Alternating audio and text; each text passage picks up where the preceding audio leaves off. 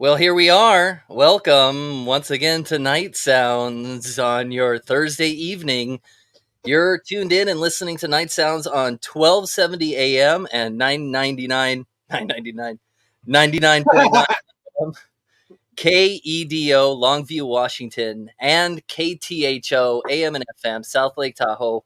Welcome to the program. This is a nightly live talk program designed for the evening time. My name is Barry Funkhauser from Camarillo, California, and with me, as always, is in Sherman Oaks, it's Joe Walls. Hey, how you doing? And in San Antonio, Texas, where the buffalo roam. Buffalo? Are you sure? It's Josh Sanchez. Hey, what's going on?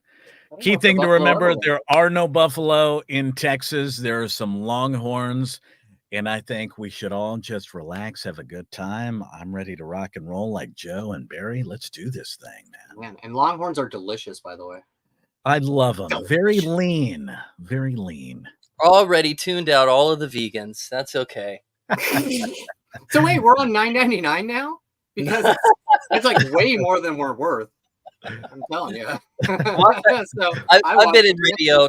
I've been in radio 25 years. I've never called it $9.99. Yeah, that's great. Well, congratulations.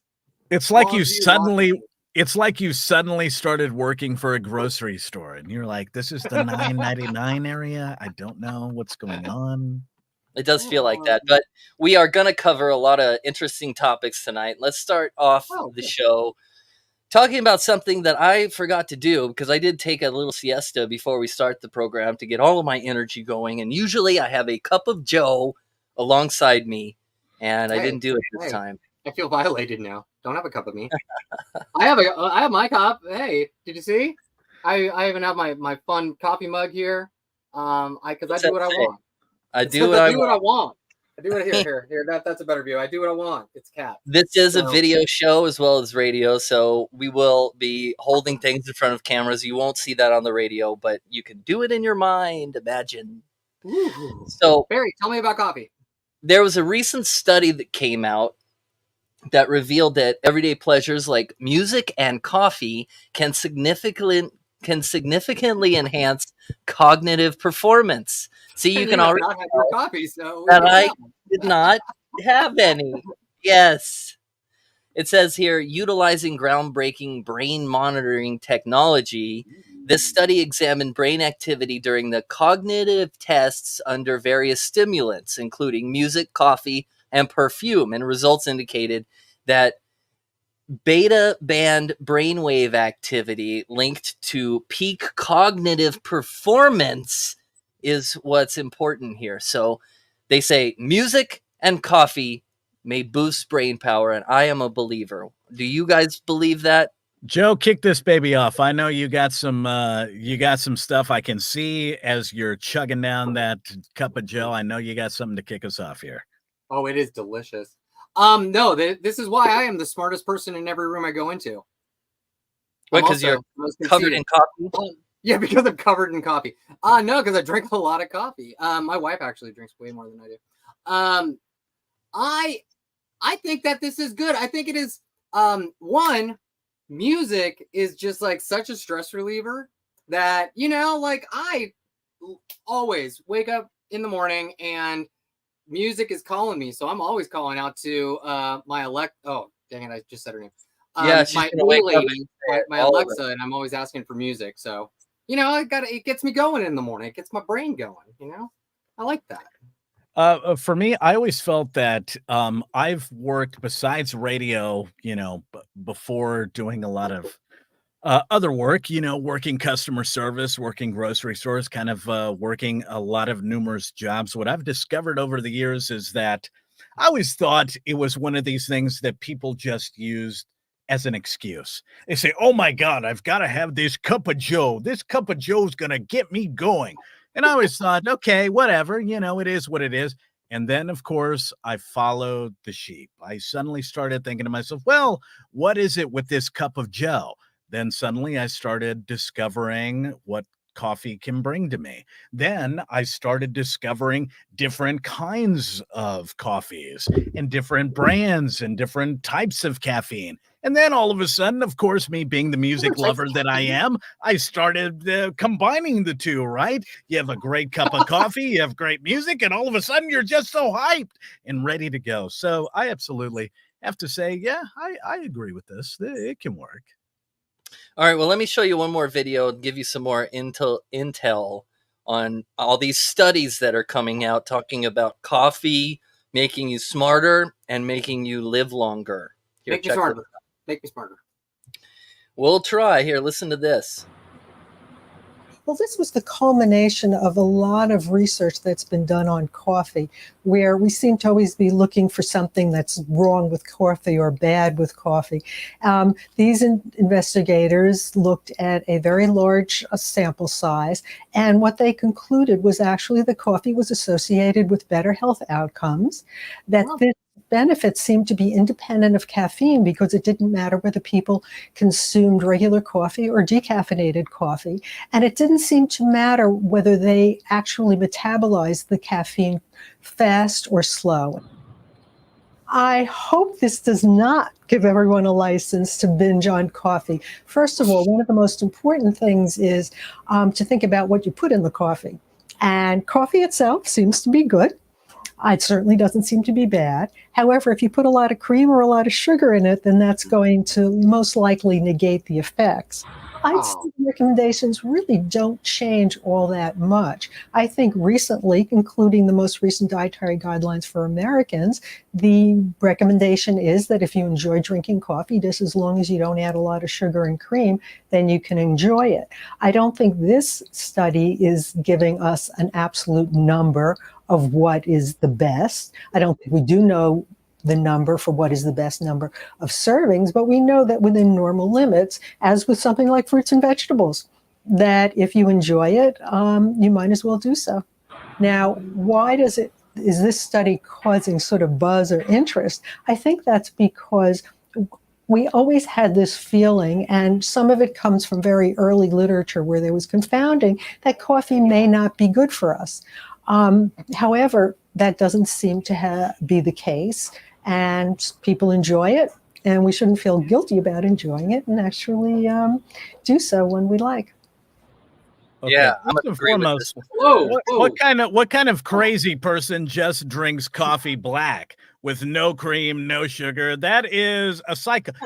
I know someone like that. I know someone like that. His name is Jeff Kopis, and he drinks literally 80 ounces of coffee a day, black, every single day. It's insane. I am curious, what kind of coffee are you actually brewing up? What's the brand? What are you doing? Me personally? Yes, you're Joe. Yeah, we kind of rotate through some stuff. We really like this one Hawaiian hazelnut from Don Francisco. That's a pretty good one. There is a vanilla macadamia nut coffee from a Hawaiian coffee company that we really, really enjoy. He likes his Hawaiian stuff, man. He likes it so much. Man, I like Hawaii. He's headed in that direction in like a week. So he's less than a week, man. I'm counting down. I got like 4 days to go. Yeah, that seems interesting to me, where I'm the opposite guy. I love a good coffee. I do the slow brew. It is what it is. But I like a little sugar and I like a little cream. I don't try to overdo it. But at the same time, I'm kind of like you, Joe, right? Like, if I just wanted to truly be one of these coffee snobs where I'm like, I truly enjoy the taste of it, then yeah, I can drink it black. I've been to enough coffee festivals to be able to do that. But throughout the day, I also don't want to turn into Spider-Man and start hopping on the wall. So I do a little sugar. I do a little cream, and I try to do that. Hawaiian kind of surprises me. What the hell are you paying for that, especially with everything going on? Oh, they're not that expensive. We do like mostly like the drip at home. So I mean, because I'm cheap. So it's like I'm getting like a bag of coffee for like $8. $8?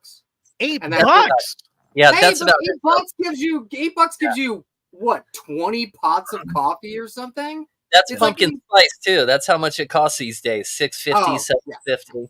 Okay. Yeah, well, yeah, exactly. Oh, well, Texas speaking of coffee, what's your favorite coffee chain? Because everybody has like one. Are you a Starbucks hater? Are you? No, I love my Starbucks, but here in Texas, there's a rather large group, grocery group that does some really spectacular coffee. It's called HEB. I do their blend. Every city, they kind of grind a certain bean per town that Oh, that's kind cool. of, does it. So I kind of do my own city in San Antonio. Yeah, I do Guatemala. I do Nicaragua as well. But San Antonio I do because I only pay $6.59 for the Keurigs for 12 of Oh. them. So it's not bad. It's Yeah. good. But I cheat, dude, right? Like I do a little sugar, I do a little cream just to get Oh, that boost. But Joe, here we go. Joe and Barry, I'm curious because we got to wrap up here in 5 minutes for the next break. I am curious from a musical standpoint, because that was Barry's initial thing.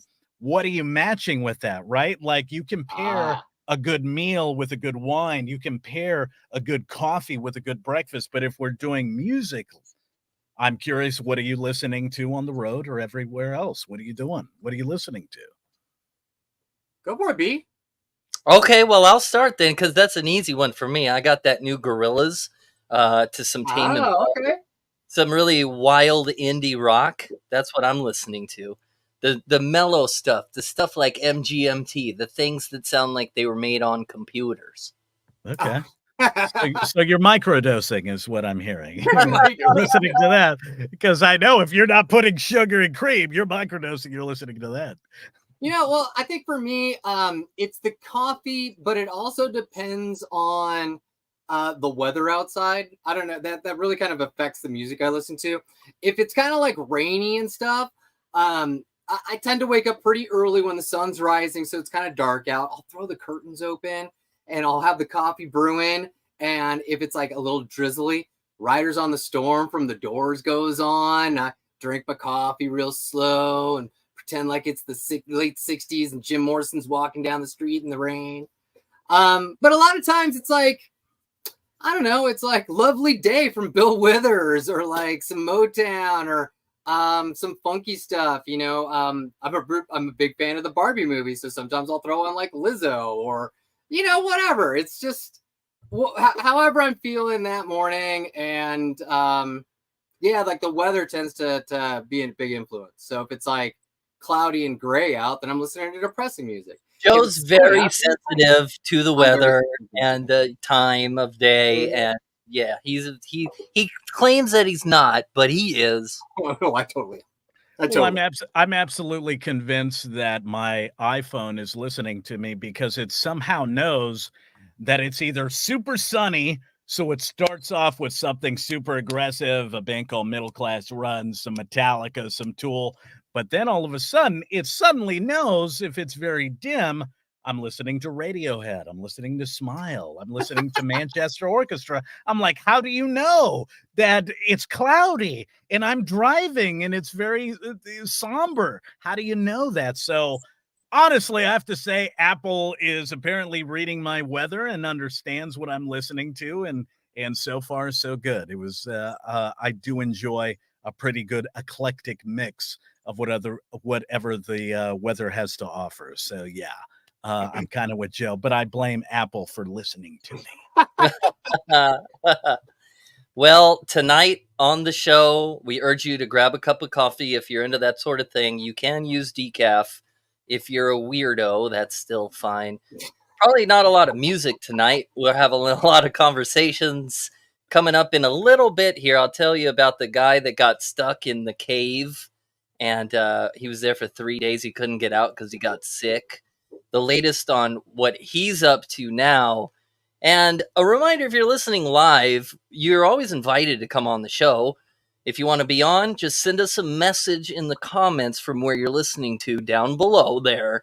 And Night Sounds is a live show, so we couldn't do this without you. So thanks for tuning in. Well, there's some news, Josh, in the embryo world. Uh-oh. I live for embryo news. Scientists have grown a whole model of human embryo without using the typical ingredients, sperm or egg. That's it. First it's AIs. Now they're growing humans from what did they list the ingredients? A little baking powder, some cumin, some honey. Yeah, they did. Did They they? did. It's like 4 or 5 chemicals and a stem cell. And they figured out how to change its chemistry to create a model of the human embryo. And now, what do you name something that doesn't have parents? Does it still have parents? I don't think so. And you call them bastards, don't you? Because if they don't have a family, I mean, I would still you would have to have it like the cool, like Elon Musk kid, the way it's a ZEO15, whatever. Like you'd have to name it, but it'd be bastard, but something with numbers and explanation points that equals that. That's what you name the embryo. At least that's what It'd I'm be a naming it. prime number or an algebra problem, huh? Is that what you're Yes, saying? that absolutely. That's what you have to do. You've got to think like Elon does. Elon's a multi-trillionaire. He named his kid perfectly healthy, non-stem cell, non-ingredient kid. He named it a weird algorithm. I think you should do the same for the stem cell babies. I mean, it opens up a whole new theory of thought. What's this kid gonna look like? Yes. What, How smart. There's the intelligence factor. It's like 3D printing a baby. Weird. Okay. I could think of this in a good way and a bad way. Number one, you're right. What is the brain function going to be like? Is there going to be any kind of personality? On top of intelligence and, being how studious, are they going to have a sense of humor? What are they going to look like? Hair color, how tall, how, sex organs in general. It intrigues me. Now, here's the flip side from a science base. If something like this worked, you could quite possibly cut down the national kidney transplant list in half because you have just discovered a way to grow kidneys. If you're able to do that, you can start to grow organs that actually function properly. So a part of me is like, I think that's phenomenal. Yeah, that's the good side, I guess. That's the good side. The bad side, they take over the world. They turn into little robot babies that are just so above. They don't know what empathy is, like Trump. I don't know what the big problem is, man. If I needed a liver and science could build me a new one, I don't mind having an aftermarket liver. Like, I'm with you. It's not hurting anybody, is it? I agree with you 110%. I am a 2-time kidney transplant patient. Yeah, man. And let you me had to tell be on you- a big list, didn't you? And I had You to had be, to yeah, I wait. was on a list for 5.5 years stuck on dialysis. And let me tell you something, man. If I found out that somebody came up to me and said, well, right now the United States is very weird about it, but in New Zealand or the Netherlands somewhere, we have stem cell and we can grow one and everything works perfect. Dude, I'm hopping on a plane and I'm going there and getting it done. I mean, that's no thought whatsoever. I'm like packing a bag saying, I will absolutely be a guinea pig. Yes, let's make this work. Done. Yeah, I'm with you, man. I mean, maybe I didn't do enough church when I was growing up to know what it was wrong or something. Isn't that the problem? Isn't it has to do with Jesus or something? Jesus apparently has something to do with it, but you know what? Those ultra religious fanatics that think that way, I think if the good man, if the good guy upstairs came down, he'd say, "Look, everybody, calm down. You're helping me answer a lot of prayers. Just get over it. Let's go." That's what I think. That's what my Jesus would do. Yeah. You're right about that, Josh. It's back to Night Sounds here. And my Jesus says it. Moving on. Did you hear about this story about job hunting, man? I know a couple of us here are looking for jobs. I think all 3 of us are looking for jobs lately. It's a hard life out there for people that are job hunting. Oh, you know, I'm sure Joe can attest how many you apply to, and then like zillions, and some of them are scams, and some are like a lot of them are way too low, and it's awful, man.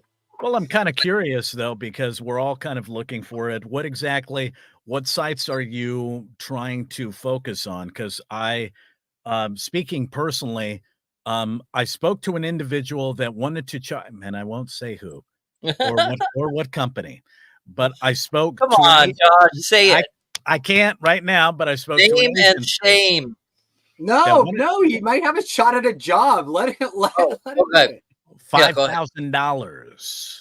Oh, see, yeah, let him get that $5,000, B. Okay. My mistake. And what they do is they take your full resume, they use AI to read everything, right? Whoa. They use it, and then they somehow are able to collect information that can offer you a certain number of jobs that the AI reads for you. I didn't want to pay the $5,000 because, as we've spoken about on this show, why am I going to let the Terminator ruin the world? I'm like, you know what? I'll go work at the grocery store for $20 an hour. I'll be fine bagging groceries and doing something. You will not get all my information. But I find myself at the same time going, well, what if it could find me like a really good job, though? And then I start thinking from a relationship standpoint, what if the same type of information can find me the love of my life or at least a couple Yeah. of good dates? So I don't know, man. I'm all over the place when it comes to trying to find good work and whatnot. I've tried Indeed, I've tried Monster, I've tried everything else, and I found just enough to pay the bills but not an actual career. So I don't know how you guys are doing. Heck, I haven't even found that. My last project ended in April, and I've been scrambling ever since. Yeah, so and I've been trying all the tricks. There's like all the tricks out there on TikTok that are like, put a bunch of keywords for that specific job all in white on your resume, and they won't see it, but the AI will rip it out and stuff. Oh, all in. Okay, I see what you're doing. And there. so I've tried all those tricks to try to get jobs, and it's just there's just a lot of competition out there. And honestly, I'm starting to think that my experience and my age are starting to be a detriment. Because people are starting to like add it all up, and they're like, wow, this dude's pretty old now. Like he might be above our salary expectations. They don't even ask me if I'd be fine with it. They just kind of like make assumptions on, oh, he's been around for 20, 30 years. He's had a lot of experience. He's worked on some big oh no, this guy's no pass. And that sucks. Well, yeah, I don't know if you're right or wrong, man. I'm sure people of all ages are looking for work, but let's listen to this lady here. She's an expert on job hunting, and she says you're supposed to think of it like it's a dating app. Josh, I think you're on the right track here. Listen to this. For those of you with dreams of finding that perfect match, we have commentary this morning from Brad Mislow. It's an old story. We met online. We exchanged messages. I told some jokes, got some laughs. We agreed to meet, and we did. It went great. Hey, you, stay in touch, I was told.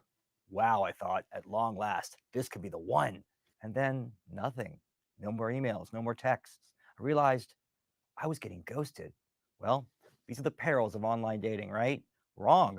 This was a job search. And let me tell you, if you're looking for work in today's online world, then be prepared to have your heart broken again and again and again.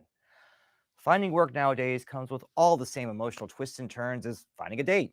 There's longing, hope, clever DMs, anxiety, and also ghosting. So much ghosting. Remember, it's not you tell yourself. I was laid off on December 20th last year, which HR should have known was my birthday. No big deal. And I've been actively job searching ever since. Every day, I check websites like LinkedIn and Indeed to see what's out there. I post, I comment, I invite people whom I'll never meet to connect. All this is done under the guise of professionalism, but it sure feels like dating. And just like dating, you got to have some game. If you're lucky, you'll get an invite to a video interview. The first date of the job search. So be sure to shower, put on a clean shirt, comb your hair, and please put the cat in the bathroom. Maybe you'll get invited to a second interview, or not. If you know someone who's currently looking for work, be kind. Job hunting, like finding a mate, is usually a long and tedious process. More than 6 million Americans are unemployed right now. Many of us have been affected by layoffs in tech and media. Companies like Amazon, Google, Meta, Disney, Netflix, even Zoom have all shed staff for about a year now, not to mention the many startups and advertising agencies that support them. Why now? New AI technologies like ChatGPT and just the fear of a recession have scared companies into slamming on the brakes on hiring. Yeah, it's rough out there, and it could be a lonely existence. As for me, well, I'm still at it, looking for the one, at least the next one. Listen, I got all the right qualities. I'm smart, I'm not afraid of commitment, I'm a good listener, and I chew my food with my mouth closed, which is a key factor in keeping any long-term relationship alive. So chin up, job searchers. Here's hoping we'll all be off the market soon. The job market, that is. Yeah, my you know God. what? This guy needs to shut up. Here's the problem with guys like this is that, just because, he's trying to convince everybody else that no one is going to listen to a guy like that. Let me give both of my good friend Joe, my good friend Barry. This is literally, guys, what I experienced. Let me look at the time, 2.5 hours ago. I went Oh. on a job interview for a rather a large grocery company here throughout the state of Texas. They're known to pay very good wages, good benefits, very well known within the community, each community within Texas. I have a lot of friends within the radio industry and out of the radio industry that told me, they said, Josh, you really should take a look and see what this particular company has to offer. My father, who worked for Frito-Lay for close to 45 years, officially Wow. the longest working Hispanic in PepsiCo history. No Wow. other Latino has ever worked for that Fortune 500 company other than my father. So I kind of have that, right? So he said, why don't you look at this particular company? So I've been spending the last couple of days, last 72 hours, saying, you know what? I'm going to hit up friends. I'm going to hit up people. I'm going to send my resume. I'm going to talk. The whole time I kept thinking, I don't know anything about the grocery store. I shop. What do I know? I don't know anything about all of this stuff. But I sent my resume. Then they sent me to, like this guy said, a video interview. Mhm. I'm looking at it going, I will ask, it'll ask you a certain question and you'll hit record and you record the answer to blah, blah, blah. Oh my God, I've done that. I did all of that. And literally 20 minutes later, I get an email saying, congratulations, you'll have an in-person interview, which was today. How'd it go? Not a bad interview at all. The young lady was very sweet, very nice. She just started for the company 2 months ago. At the end of the interview, she said, hey, I'm getting ready to go on vacation. The individual that makes the hiring decisions comes back from vacation 2 weeks from now. I apologize. You're going to have to wait another week and a half. And I kept thinking to myself, you know what? That's fine.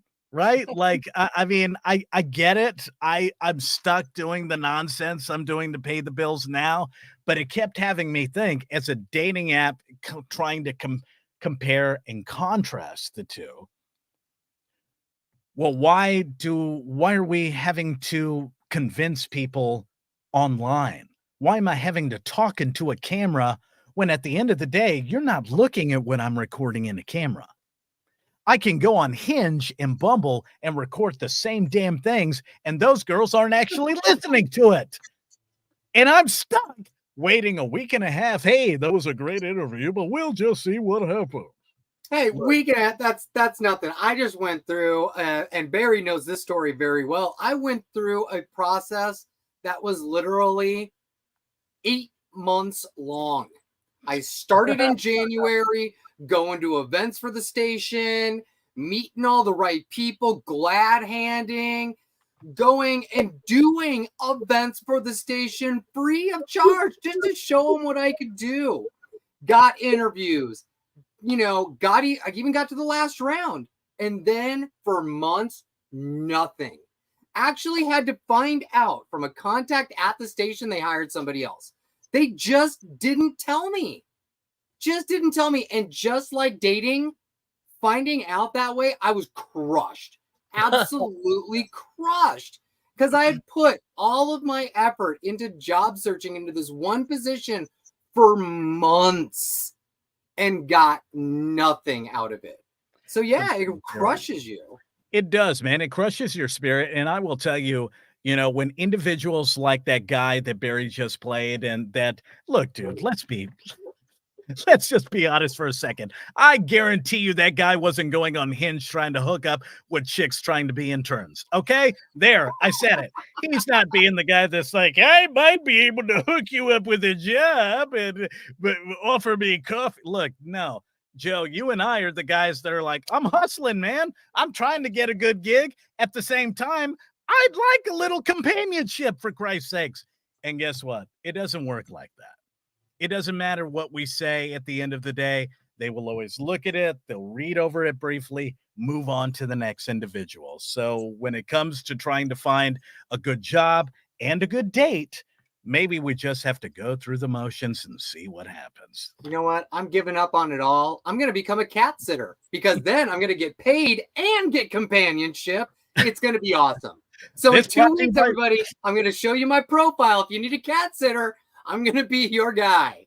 Brought to you by Rover, our new official sponsor.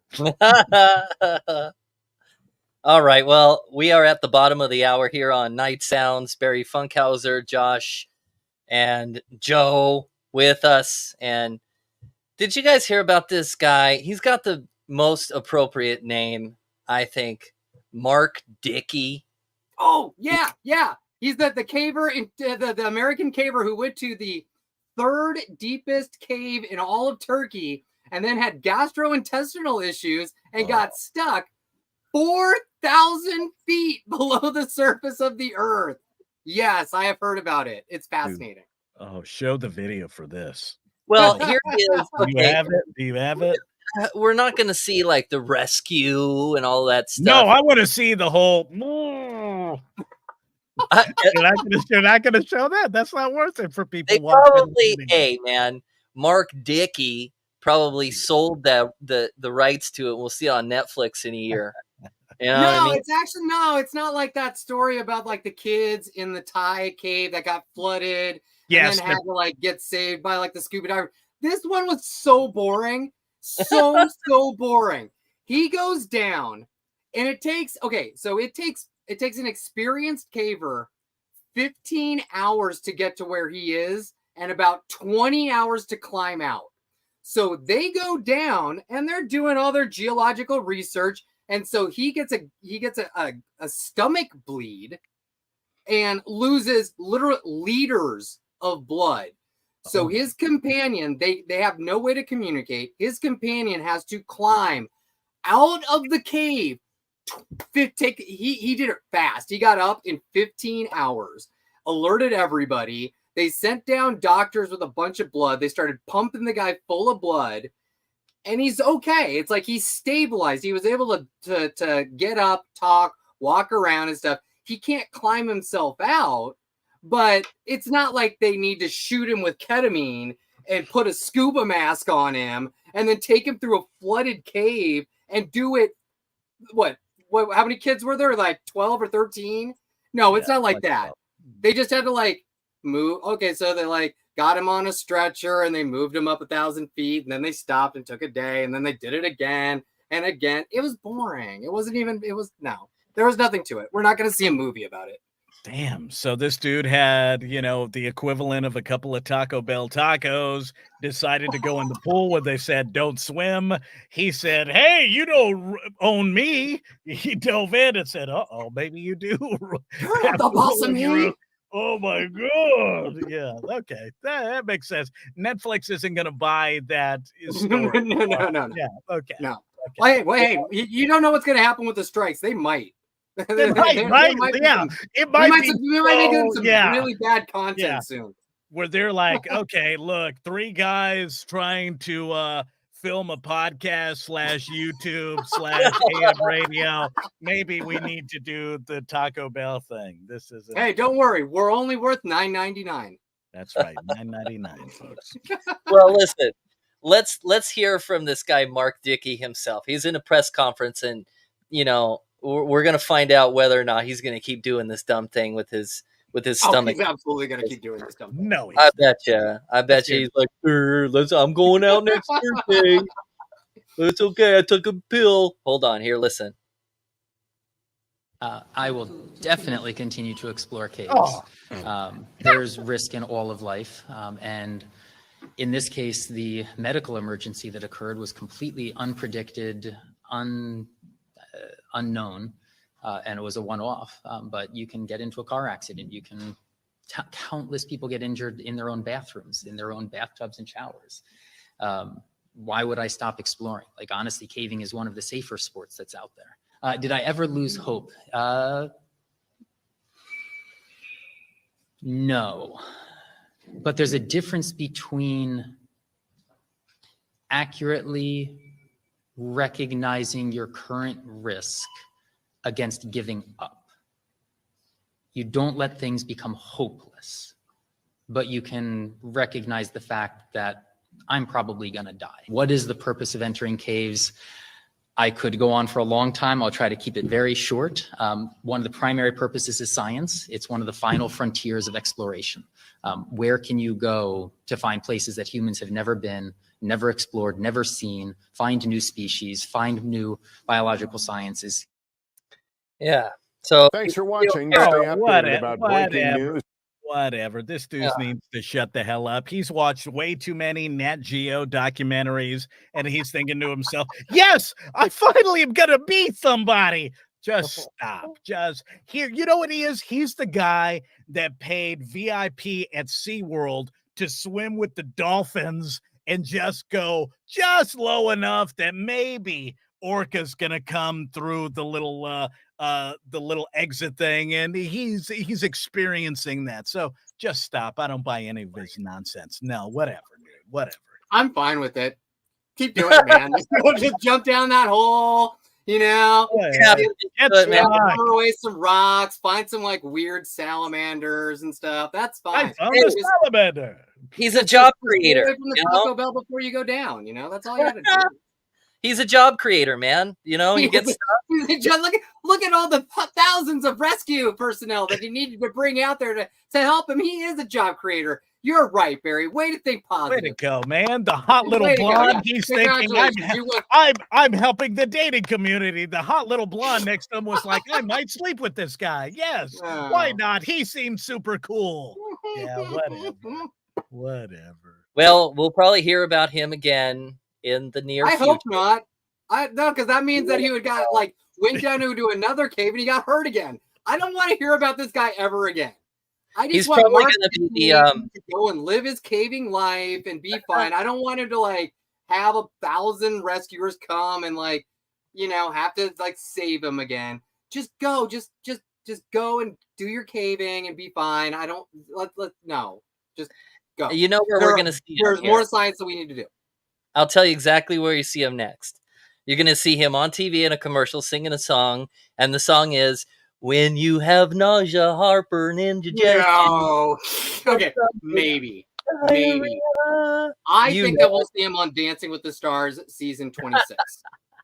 He's one of those masked singers. He's the guy at the last on these dating shows on Netflix and Hulu.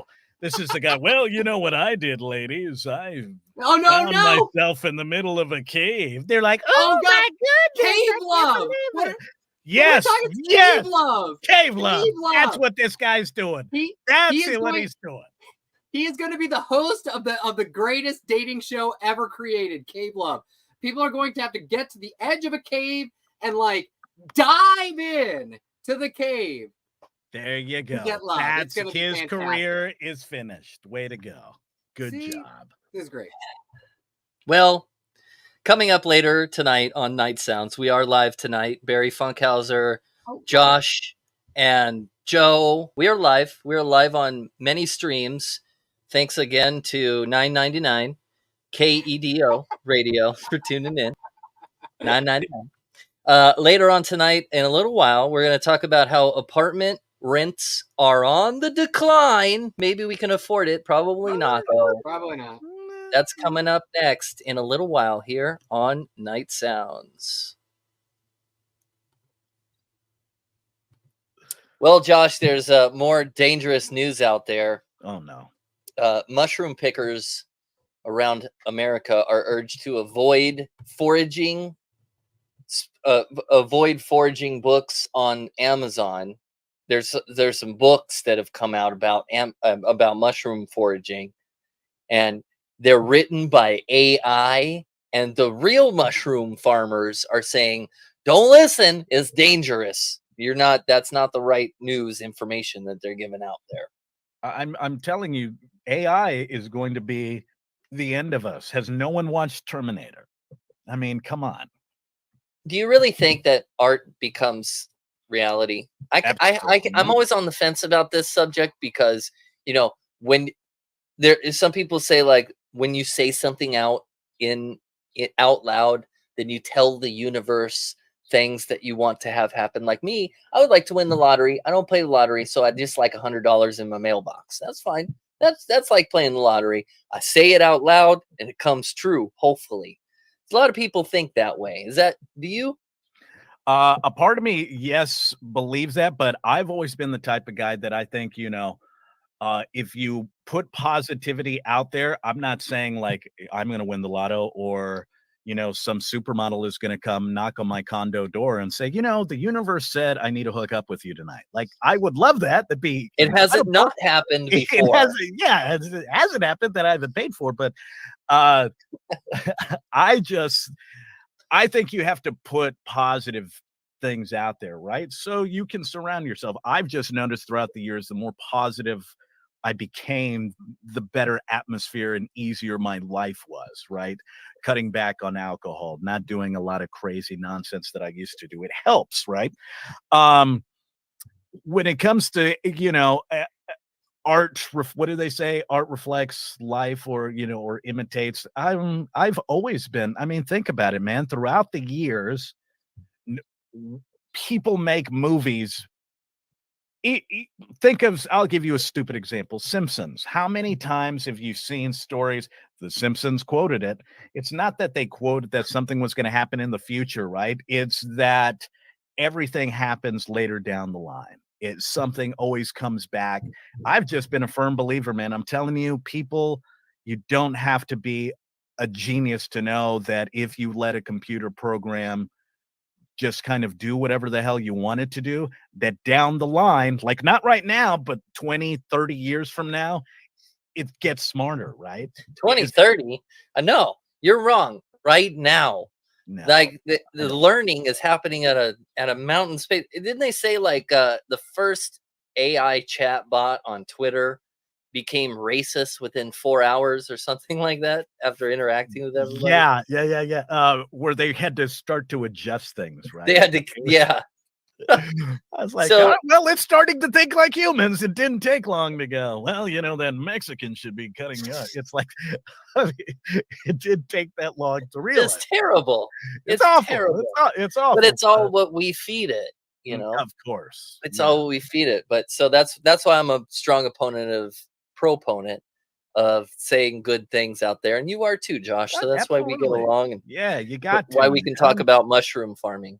Mushroom farmers, we don't want to put them out of business, man. I mean, what are the hippies going to do in Burning Man? No, you know what's interesting, Josh? I know an illegal mushroom farmer myself. He's on Twitter, even though I don't remember his name. On Twitter, or not Twitter, TikTok. Okay. He's on TikTok. See, I don't even have TikTok in my brain. You don't. I should say Twitter, and there's not even a Twitter anymore. I'm behind. But the big scuttlebutt in the mushroom world is it's legalized. It's becoming legal. So all of these underground mushroom farmers are starting to build collaborations and collectives in anticipation for going legal, which is very interesting. I think it will. I think it's going to take longer, right, for mushrooms to become, you've heard microdosing and all of that. It's Colorado. I think it's illegal, right? Yes, Colorado. Couple of states, right? I think, well, the microdosing in some shrooms. I know there's a lot of other places. I think California will definitely be another state that winds up legalizing shrooms for sure. Washington State, Oregon, a lot of the Northwest Pacific, of course. But dude, in Texas, we barely do medicinal. I mean, we're still that far out of reach. Yeah, y'all are way behind. Florida has pretty much damn near legalized it. And I'm like, we really let Florida beat us out to this? It's insane to me. But I want to support the mushroom people for sure. Stop AI. Yeah, I agree. But this book on Amazon that was written in AI, don't buy it, don't follow it. It's going to make you sick and die. That's what I've been told. That's what you've been. I mean, so wait a second. Don't people have to proofread it? Even though, like, I've heard a lot of stuff about AI writing stories, right? But when it comes to stuff like this, I would still assume you have to have an editor be able to go comb through it just to make sure certain things with legalities or make sure it's not copywritten. I don't know about things. That. Really? I thought there was. I'm just not sure. I don't think there's a law. That it has to be proofread to. I mean, I think you can release it. Now, I will tell you one thing that Amazon does, though, is that they do put a lot of these books through AI detectors. And if it picks up that AI wrote it, they'll deny it, which leads me to believe that maybe someone proofread it enough to go past AI recognizing it. Like maybe let's just say maybe it wrote 90%, but then you had a human go take care of the other 10% to make sure that that algorithm, that Amazon's AI detectors didn't detect it, which I could see the mushroom farmers, right, going, hey, there's still a lot of stuff that, really isn't true. Because, yeah, if you're just getting, let's just say you go to a website like Upwork that has, hey, an editor, comb through this thing for $10 an hour, and they don't know anything about mushrooms, yeah, there's going to be some stuff that quite possibly slips, right? So I don't know, man. That just seems bizarre to me that they would just release it and have someone go, to hell with it. I'm not looking at it. I didn't think AI would destroy the book literature world, but it looks like it's going for it. Yeah, it's absolutely, man. There are children's books too, specific artworks. Amazon in particular goes, I mean, when you read the fine print, it specifically tells you this will be combed over through an AI to make sure that, that some human form was, it's like a whole legality that had to be rewritten into, if you wanted to write a book, because my best friend wrote, excuse me, a cookbook. And he said this was the first time before releasing it that he had to sign over stating this was not generated by AI. And I understand that an AI will go through it to make sure it is legitimate.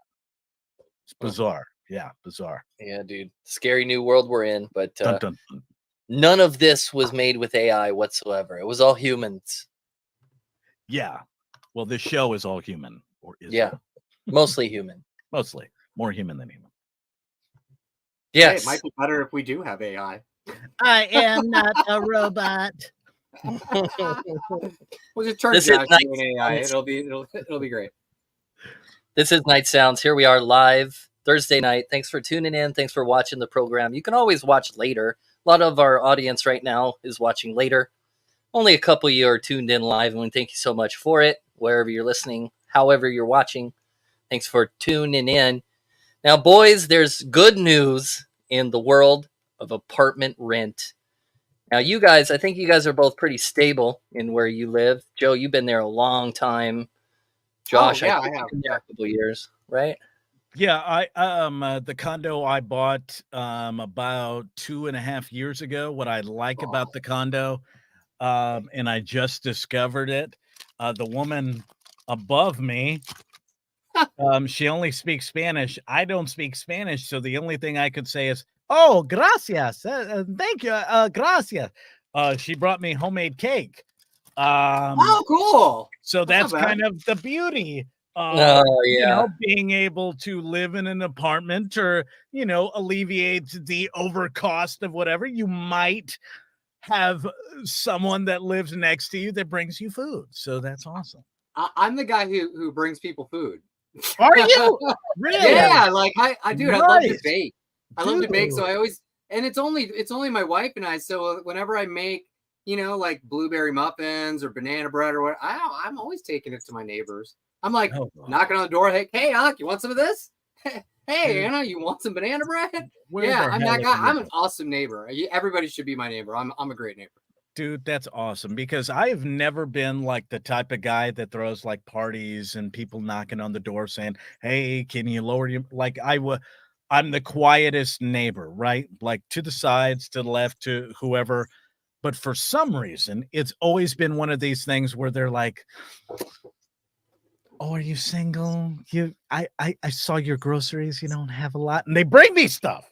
This woman, this beautiful, God bless this angel, brings me food, and she brings me cake and pastry, and I'm like, dude, I don't know what I'm doing, but I will do it. Joe, that is why you're the guy I have near me when I'm living in places. That's awesome. Barry, do you have people like that?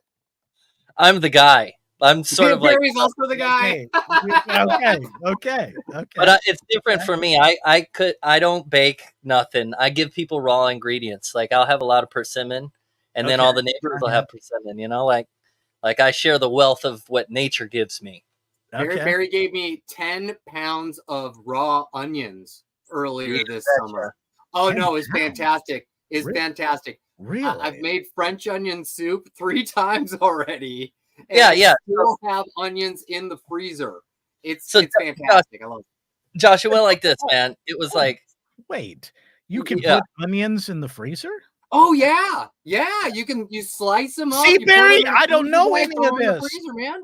This is awesome. I'm learning stuff. This is great. Like, honey, I don't know any of this. Well, your neighbor's not going to give you any raw ingredients, man, because you're not going to cook anything. No, she's giving me great pastries and Mexican food. I'm okay with that. But no, Josh, like Joe's like, I would like some onion.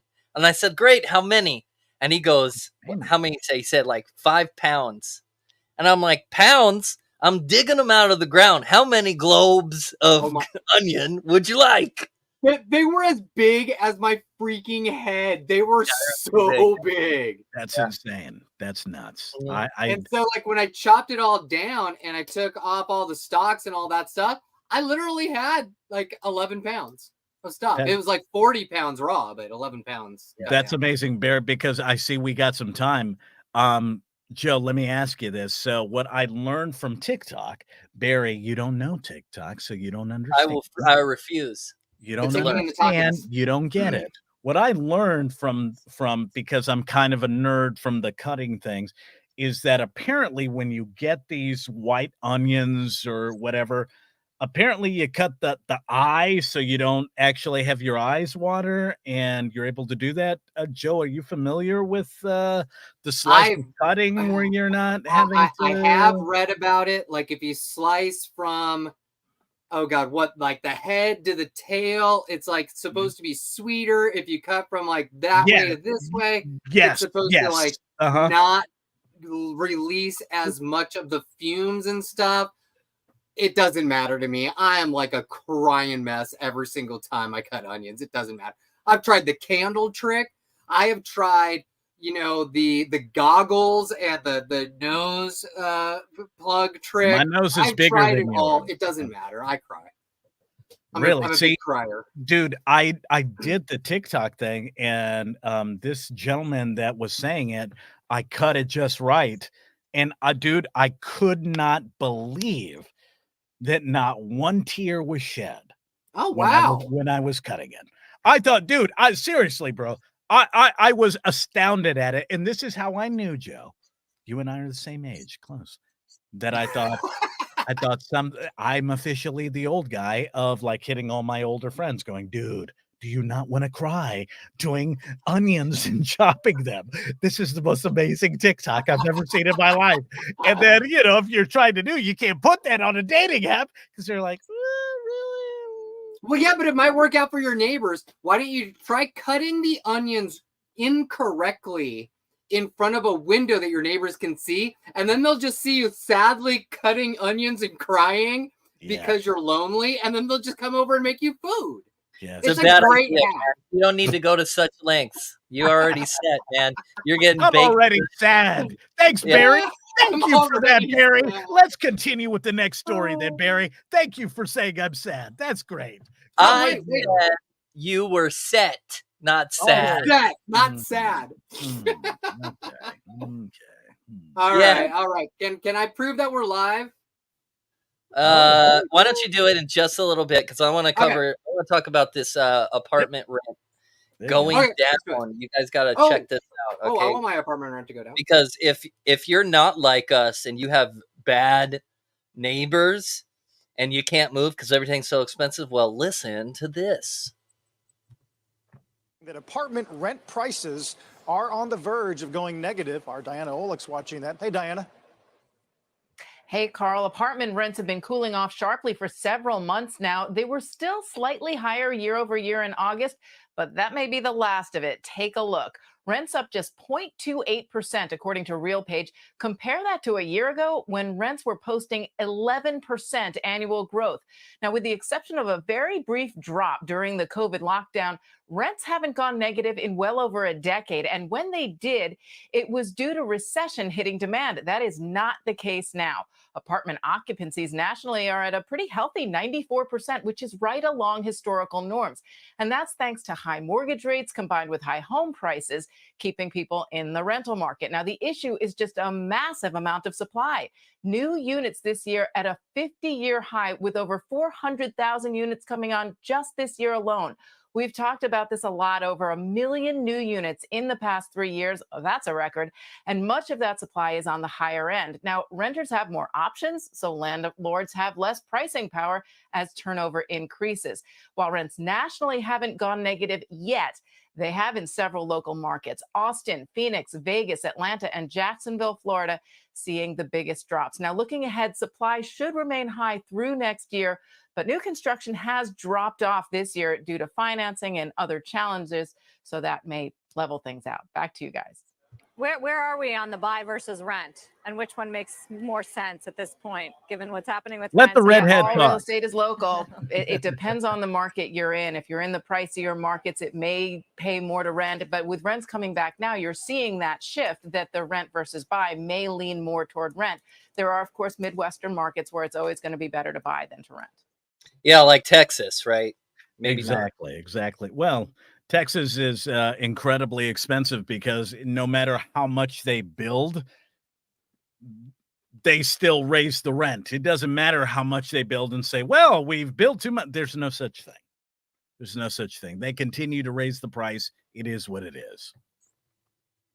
Yeah. Okay. Joe, in 3 minutes, can you give us a live football? Dun dun dun dun. Dun, dun. Here we go. Okay. Can you do it? Are you muted? Yeah, sure, I can do that. 3 minutes. Sometimes I got hate. I'm still learning. I gotta unmute Top myself. of the hour, friend. Go ahead. Take us to the That top was of the great. I loved it. It was the most insightful thing I've ever heard in 3 minutes. No, okay. I got a little confused. I thought you said in 3 minutes, not like for 3 minutes. Okay, real quick. Thursday night football, everybody. Hey, Thursday night football. Second Thursday night football game of the season. It is the Vikings at the Eagles, and the Vikings are playing terribly. So there was a punt, and the Eagles fumbled, and they recovered. And then there was another punt, and the Vikings fumbled, and the Eagles recovered. And then the Vikings ran the ball, and they fumbled, and the Eagles recovered.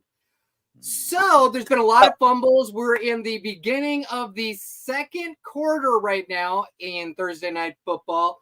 And the Eagles, after recovering 3 fumbles, have only scored 1 field goal. So it is 3-0. Eagles over the Vikings. Done. In the last 30 seconds, real quick, Barry, can I just say I love the fact that a couple of theater nerds and music lovers just had that ending sports thing. That's great. I love it. It made no sense whatsoever, and I got it. 3-0. That's fine. 3-0. That's all you had to say. That's what theater nerds say. Hey, what's the sports thing? Yeah, 3-0. Sports thing. Let's go. Come on. Well, we are live tonight. You're listening and watching Now it's Night- 6-3, the Vikings. So hey, look at that. It just changed. that. Just changed. Oh.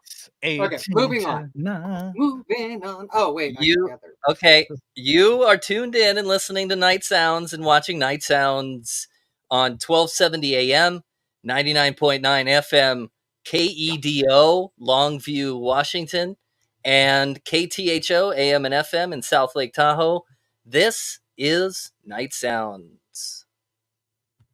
Well, hello and welcome to the inaugural first ever live edition of Night Sounds. Hello, I'm Barry Funkhauser. With me, as always, from Sherman Oaks, California, it's Joe Walls over there. Hell, you have to unmute yourself, or I. What? I'm not mute. You got to There pull you me. go. No. Did I unmute you? Didn't you? You unmuted me. I So unmuted you. Yes. I Welcome to the show. That's what proves that we are live and in your face on 3 platforms. And in San Antonio, Texas, please welcome Josh Sanchez. What's up, man? How are you? Are you there? Wait, where is he? Is he there for me, or is he there for me?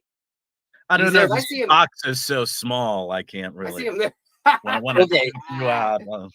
So for those of you listening on the radio, you're going to hear a lot of visual things, and I'll try to do my best to explain what's going on. What you just missed is we're pointing at each other because everything Oh is yeah. backwards. Oh, Yes. everything's backwards. That's what's going on. Yeah. Yes. This video thing for us old farts is like really hard.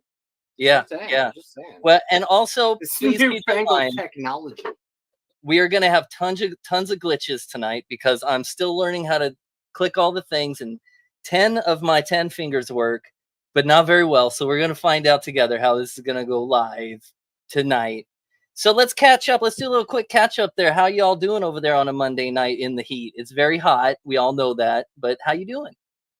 Incredibly hot here in Texas as always. We had little rain yesterday. Wasn't too shabby. Just I wish I had more exciting things to say, like I went and searched for bees or did something cool. But I've got nothing, Bear. I've got nothing except I'm here to support you. And night. Well, at least you're not Phoenix, man. Phoenix is like what? They're at day 137,000 of temperatures over 110 degrees every day. So I lived at in least you're not Phoenix. bad. I did radio in Phoenix. I loved it, man. And yes, it is the dry heat, but I got to say, man, It's a dry heat. It's a dry heat. It's like shoving your head in a microwave and turning it on blast. I loved it though, man. For me, it's the humidity, man. The humidity, I would take dry over this humidity nonsense. I can't wait till I get something, right? Some sort of calm. Because right now, man, we got the humidity right now. I mean, we didn't get much rain, but we got like this northern remnants of, I think it was like Tropical Storm Jova or Hova or something like that. I don't know. It's coming up from the Gulf of Mexico. Oh wait, I think you probably got some. Yeah. But yeah, that's good though. That's good for you guys, I think, right? I don't know, man. I don't think so. I disagree. Joe's gonna say yeah. I'm gonna say no because I mean the mugginess is definitely a bummer. That's why. Look, I'm just sweating. I can't stop. I'm like, I'm a disgusting human being right now because it's so muggy. It's hot everywhere, but we're all alive with the help of air conditioning. So. All right, so just to catch everyone up, we're starting live here on Night Sounds. It's the 3 amigos right now, Barry, Josh, and Joe, and we're all a bunch of radio guys with a bunch of experience. Me, myself, I started in 1999, and I've been all over the West Coast in a lot of different production roles and on-the-air roles and all kinds of different types of genres of music. And what about you, Josh? Tell everyone why you are a professional. Started off back in the early 90s, and started off here in San Antonio, Texas. Honestly, I love telling this story because it shocks people. I hated radio. I never listened to radio. I never wanted to be in radio, and I was trying to be a filmmaker. And when I went to college, they said, "Well, you have to do an internship." And I was like, "Well, they only hire chicks, at least here in Texas. That's how it was." So I said, you know what? Well, what else can I do? They said, well, you could do radios. Like, no, but then I want tickets to go see an artist by the name of Gilby Clarke from a little band called Guns N' Roses. and started talking to the guy on the radio. Him and I kicked it. He said, so why don't you come up, check it out? You know, I need an intern. I said, I need something. And I found out you could go to free shows and pick up chicks. And the rest, as they say, is history. San Antonio, Austin, Phoenix, Tampa, DC, Pensacola. Yeah. Okay, so you're covering all the places. But yeah, that's so cool. Man. Yeah. What about you, Joe? Tell us about your Santa Barbara life. Well, you catch me mid-sip there. Thanks, guys. Come on, I'm trying to wake up from my little afternoon nap because I'm ancient and I have to have some coffee so I can get through. Here we go. It's always you want so old already. We're not even 7 minutes in. Oh, I was really? waiting You're for when that was getting going to to me happen. already? Wow. I can't have any kind of I can't complain about anything at all. And then Why Barry can't we goes be in and ageless? thinks I'm an old man. Jeez, come on. Why can't we be ageless? Come on. What? Why can't like we be ageless? Yeah, We're we're ageless. We're not ageless.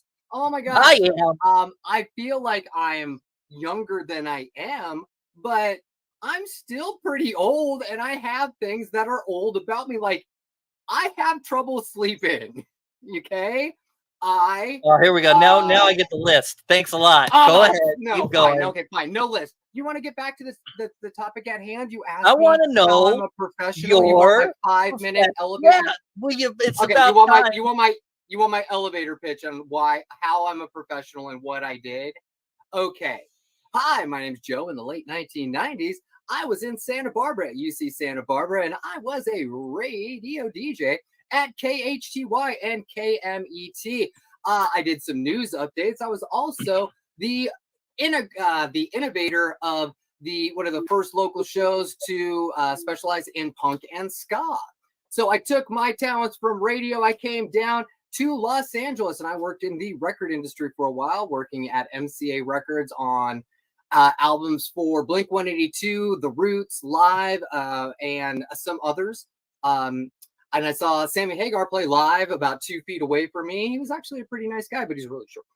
But besides that, I took those talents. I went into college marketing. From college marketing, I got the Red Bull Killer Mountain Dew amp on the market in college. I took it from 0 to number 2 in the market in 1 college year. So that was pretty awesome. Then I went into video games. Been in video games for 15 years. Worked on titles like Call of Duty, Ratchet and Clank, Metro, Homefront, many others. And now I am making my way back into radio because I miss talking to Barry.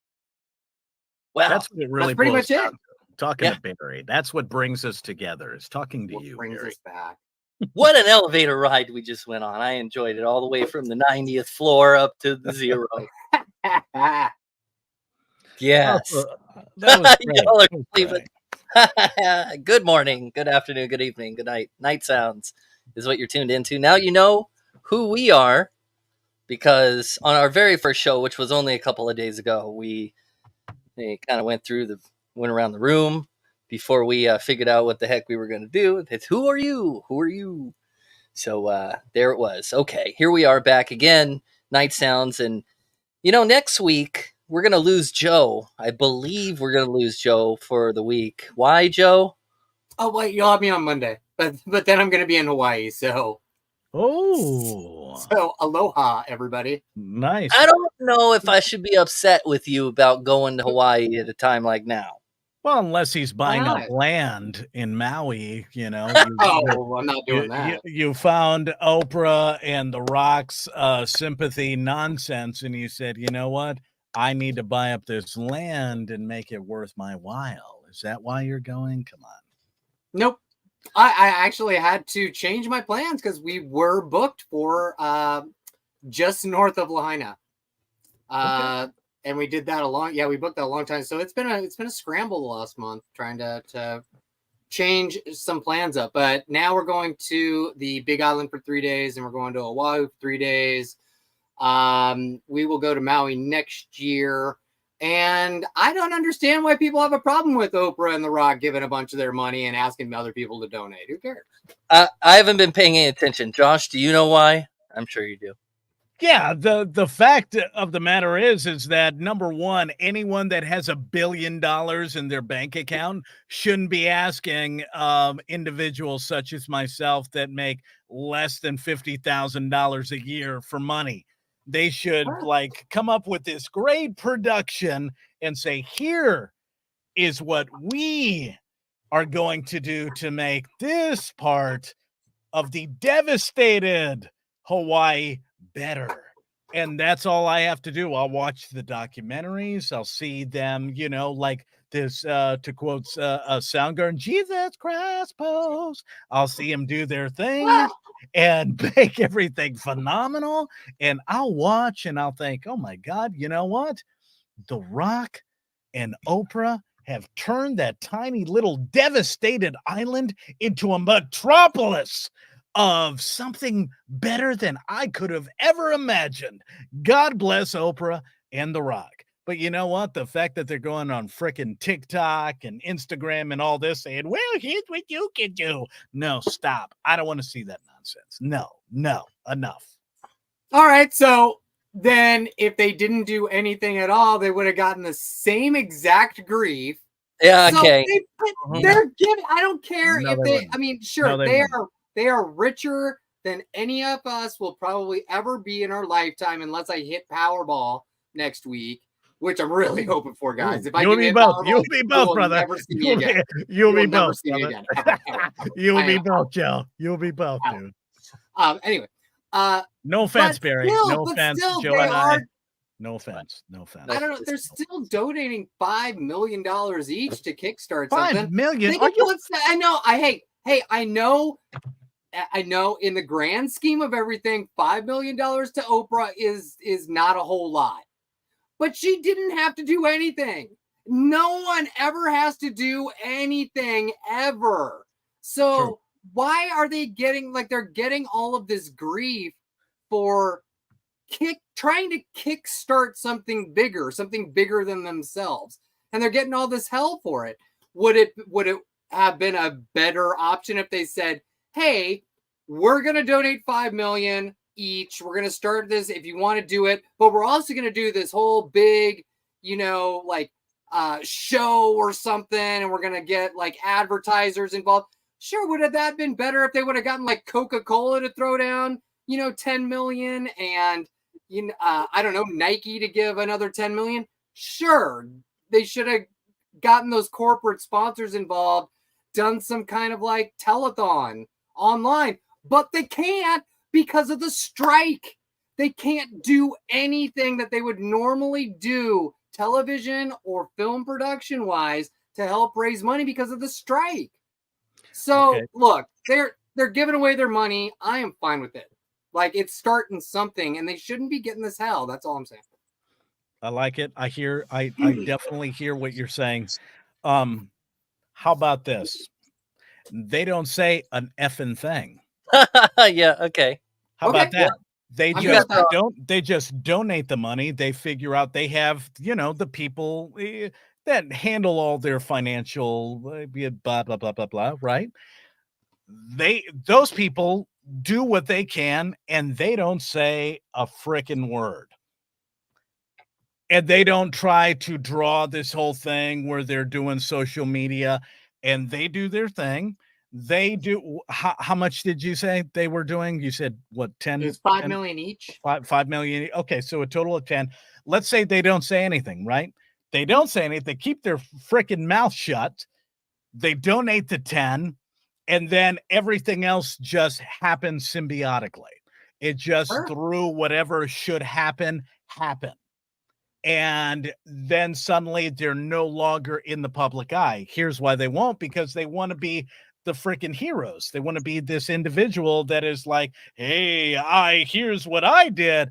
But here's where they effed up.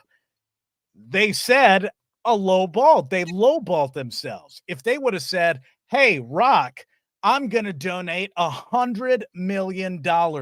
Hey, big guy, testosterone guy, here's what I want you to do. Quit those 40,000 calories and match me. And then that's equal, whatever. And they said, hey, you know what? We set this thing up. If you'd like to donate a little something, that's great. If not, tax deduction, blah, blah, blah. But we did 100 million. If you'd like to do something else, to do whatever, that's great. But, we did this. I still am of the option of saying, you shut the hell up and you don't say anything. And you just be you and just, I don't know, heaven forbid, be a good person and donate because you own a house that didn't get burnt down. And then we'll see how that works out. That's just me. I'm good with either one. I'm good with either shutting their mouth or like start a challenge with all your celebrity friends who can afford it. Instead. There you go. Instead, like you just said. I love it. Like, that's what I'm talking about. That's what I'm talking about. They could have easily said, like, because we've had challenges like this before. And Oprah could have said, hey, Ryan Reynolds, I just donated 10 million. Can you match me? Ryan would have been, I just donated 11. Hey, George Clooney, can you match me? And then everybody keeps doing it. They would have gotten $200 million in like a week just from celebrities. And here's let me tell you, Joe, you're on the freaking money right now, because think about everything through social media. The Rock and Kevin Hart consistently have this thing back and forth.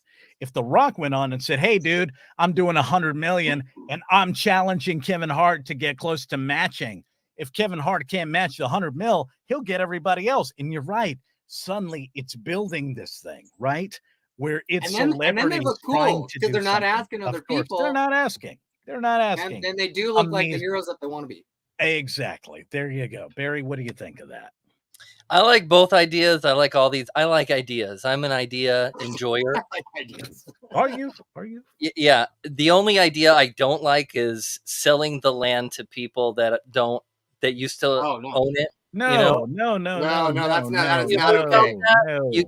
You guys heard about that? Yes. No, you don't. This is the most outrageous thing. This is, you know what? This is a level of scumbaggery. Well, hold your ideas until we hear the story. Let me hear it. Let's loop in the rest of the world to what's going on in Hawaii. Listen. While the wildfires have taken lives, there's growing concern developers are now trying to take the land. Nearly 3,000 structures on Maui were affected by the fires, and the cost of rebuilding is in the billions. Real estate investors are already making offers, with some accusing them of putting profits over people. Residents are telling CBS's Lilia Luciano Maui is not for sale. There's a new worry for Lahaina residents who survived the inferno.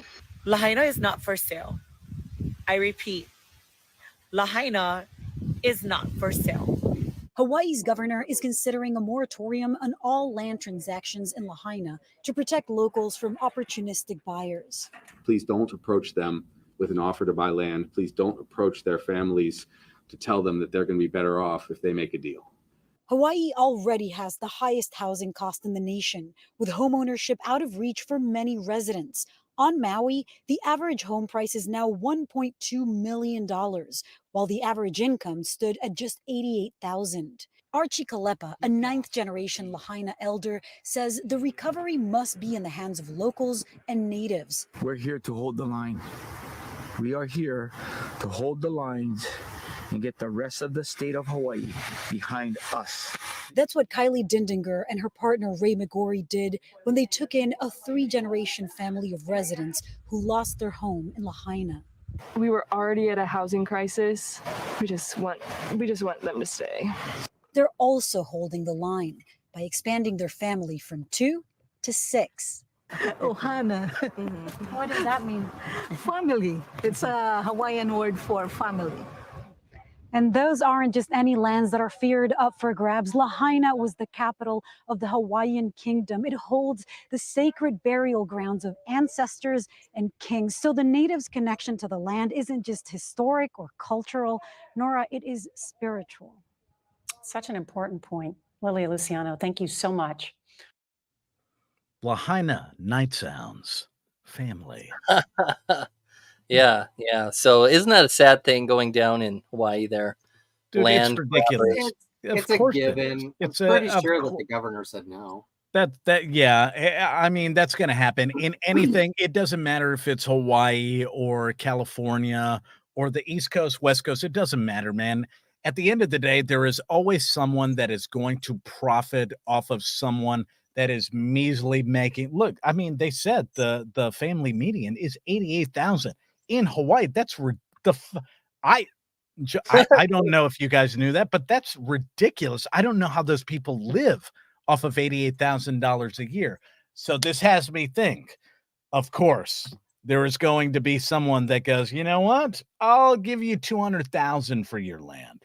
I'm sorry you lost that. That is a shame. I'm sorry there was your family's land for generations. Let's triple it. Here's a check. I'll walk away. That's outrageous, dude.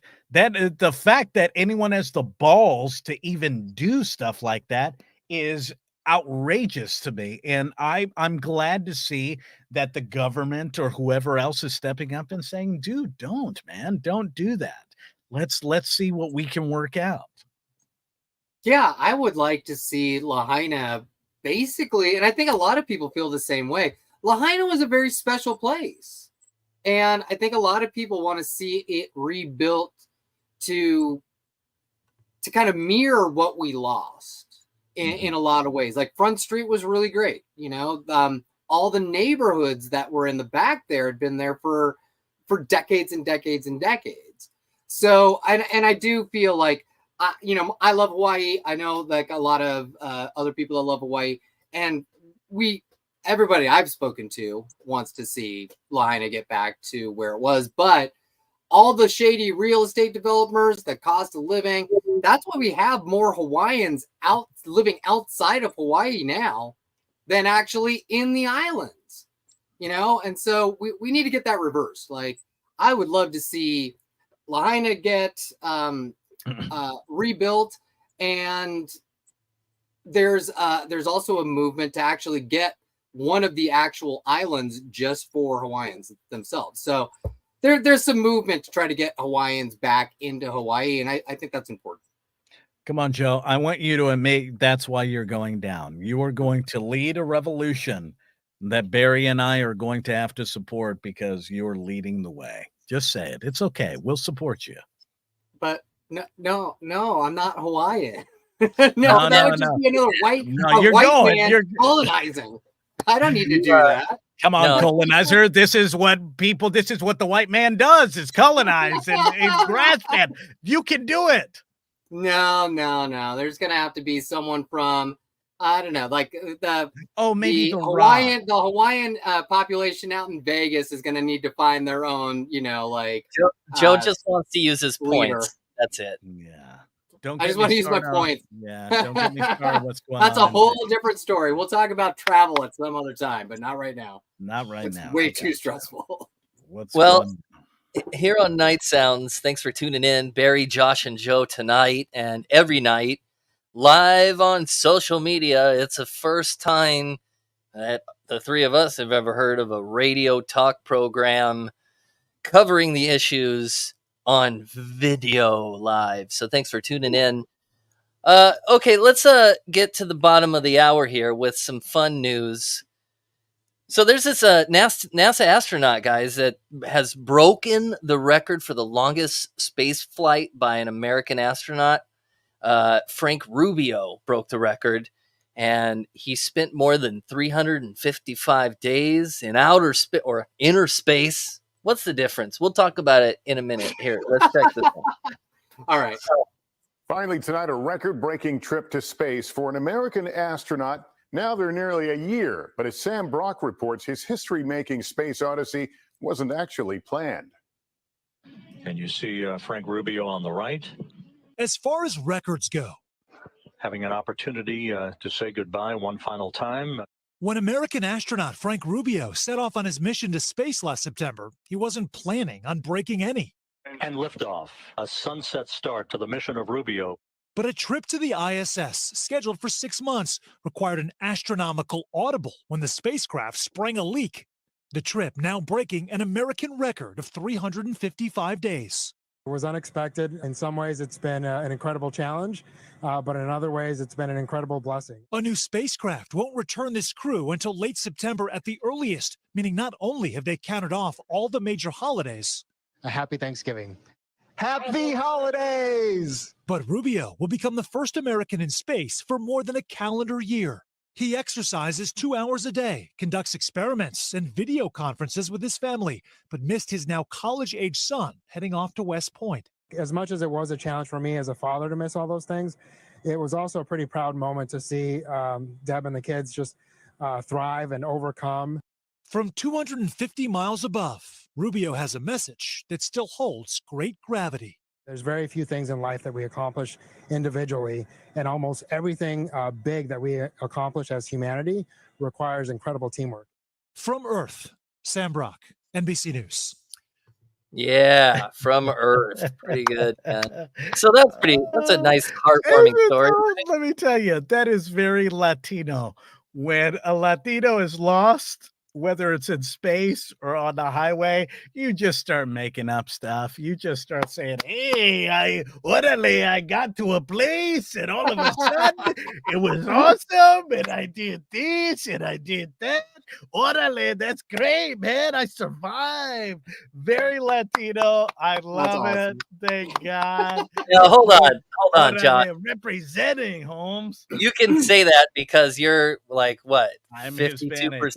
Absolutely. I'm over 52%. Very specific. Very Wow. Hispanic. I can say that. I'm allowed as a fellow Latino that has done that very thing of just when people say, hey, why didn't you go somewhere? Hey, man, I was exploring and I got lost. And then all of a sudden it just happened. And, life. And how dare you assume that I would do anything? I love Yeah, it. Barry, how dare you? How dare you, Barry? And that's also why Josh claps on the radio because he's just half Hispanic. Dude, I was watching that going, dude, how very Hispanic. Good for you, bro. Good for you. Hey, I don't know where I went. Oh my God, that's crazy. Oh man. So Barry, do you know the difference between inner space and outer space? I don't know where the line is. Is there a line? There's no line. Inner space. Inner space. Inner. Outer space. Oh, I see. Okay. No, yeah. The answer is yes. I do know the difference because inner space is in our atmosphere. Like we can float around in it. Probably. Inner space is in our heads. It's our thoughts. It's our feelings. Outer space is out there. You're talking about the different levels of the atmosphere. Oh. Okay, I didn't know that. Inner space is within, is what you're telling me?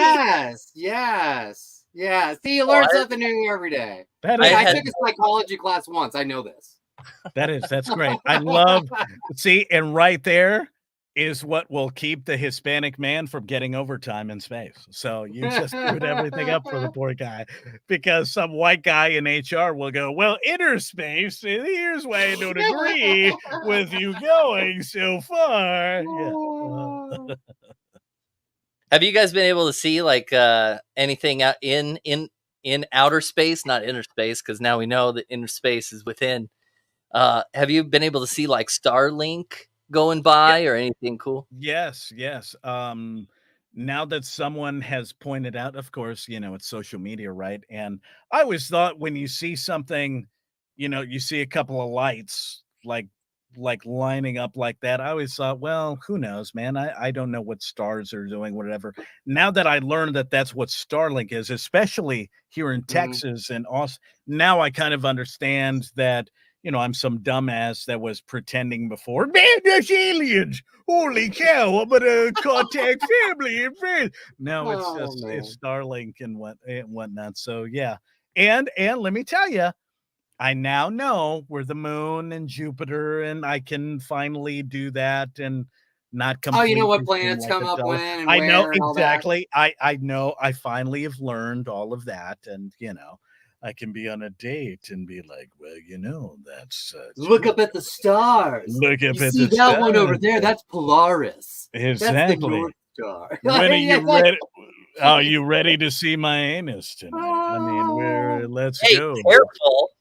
Hey, what? Oh, I think that's okay, but I shouldn't think. Oh, stop thinking, Barry. It's fine. Well, you are listening live to Night Sounds, Barry, Josh, and Joe tonight on KEDO, Longview, Washington, 1270 AM, 999. and also KTHO AM and FM in South Lake Tahoe. This is Night Sounds. Investigation. All right, Josh, there's another very important news topic that we have to break for here. Breaking news. There is an alleged townhome strip club. Neighbors are calling the cops, and the owner says he didn't do nothing wrong, man. What's the problem? Well, I didn't do nothing wrong. That's just good business practice, man. Do you have a strip club in your neighborhood, Josh, that's like this? Here, let's listen to the story. Here, take a listen. Here, I want to see this. Parties every weekend. It's been going on for months, despite endless calls to 311, 911, code enforcement, and more. And we should warn some viewers that some of the images and the content that you are going to see could be graphic. ABC 7 News I-Team reporter Melanie Woodrow is here with the story you'll see only on 7. Melanie? Larry and Karina, residents tell me if they didn't see this party house with their own eyes, they wouldn't believe it. The I-Team got a look at what's happening Thursday through Saturday night from after midnight until the early morning hours, both outside and inside these parties. I also spoke with the person hosting them about what's going on. Exotic dancers, alcohol, and stacks of ones. Before Fresh Promotions' private party was up and running on Camille Circle in San Jose, neighbors say they heard construction during the middle of the night for months. What they were building, I had no idea. So we called the general manager, and he thought maybe it was them lifting weights. Andy Benzinger is laughing because he believes he now knows what was being built. Residents provided the ABC 7 News I-Team with pictures of empty exercise and dance pole boxes thrown out in a communal garbage. Once construction stopped, the music started. It's not Mozart, it's strip club music. Neighbors say they found video from inside the parties by clicking on a map within the Snapchat app. All of these videos public. Most of them too explicit to show here. It's literally every weekend. Benzinger is an attorney whose relative lives on Camille Circle. He's now representing approximately 12 units. This is an unlicensed commercial activity right in the middle of a group of townhomes. It's flabbergasting. It's unbelievable. ABC 7 News obtained video of people coming and going from the complex during the middle of the night. At the base of the stairs, individuals wearing shirts that say security, escorting them to the party by flashlight.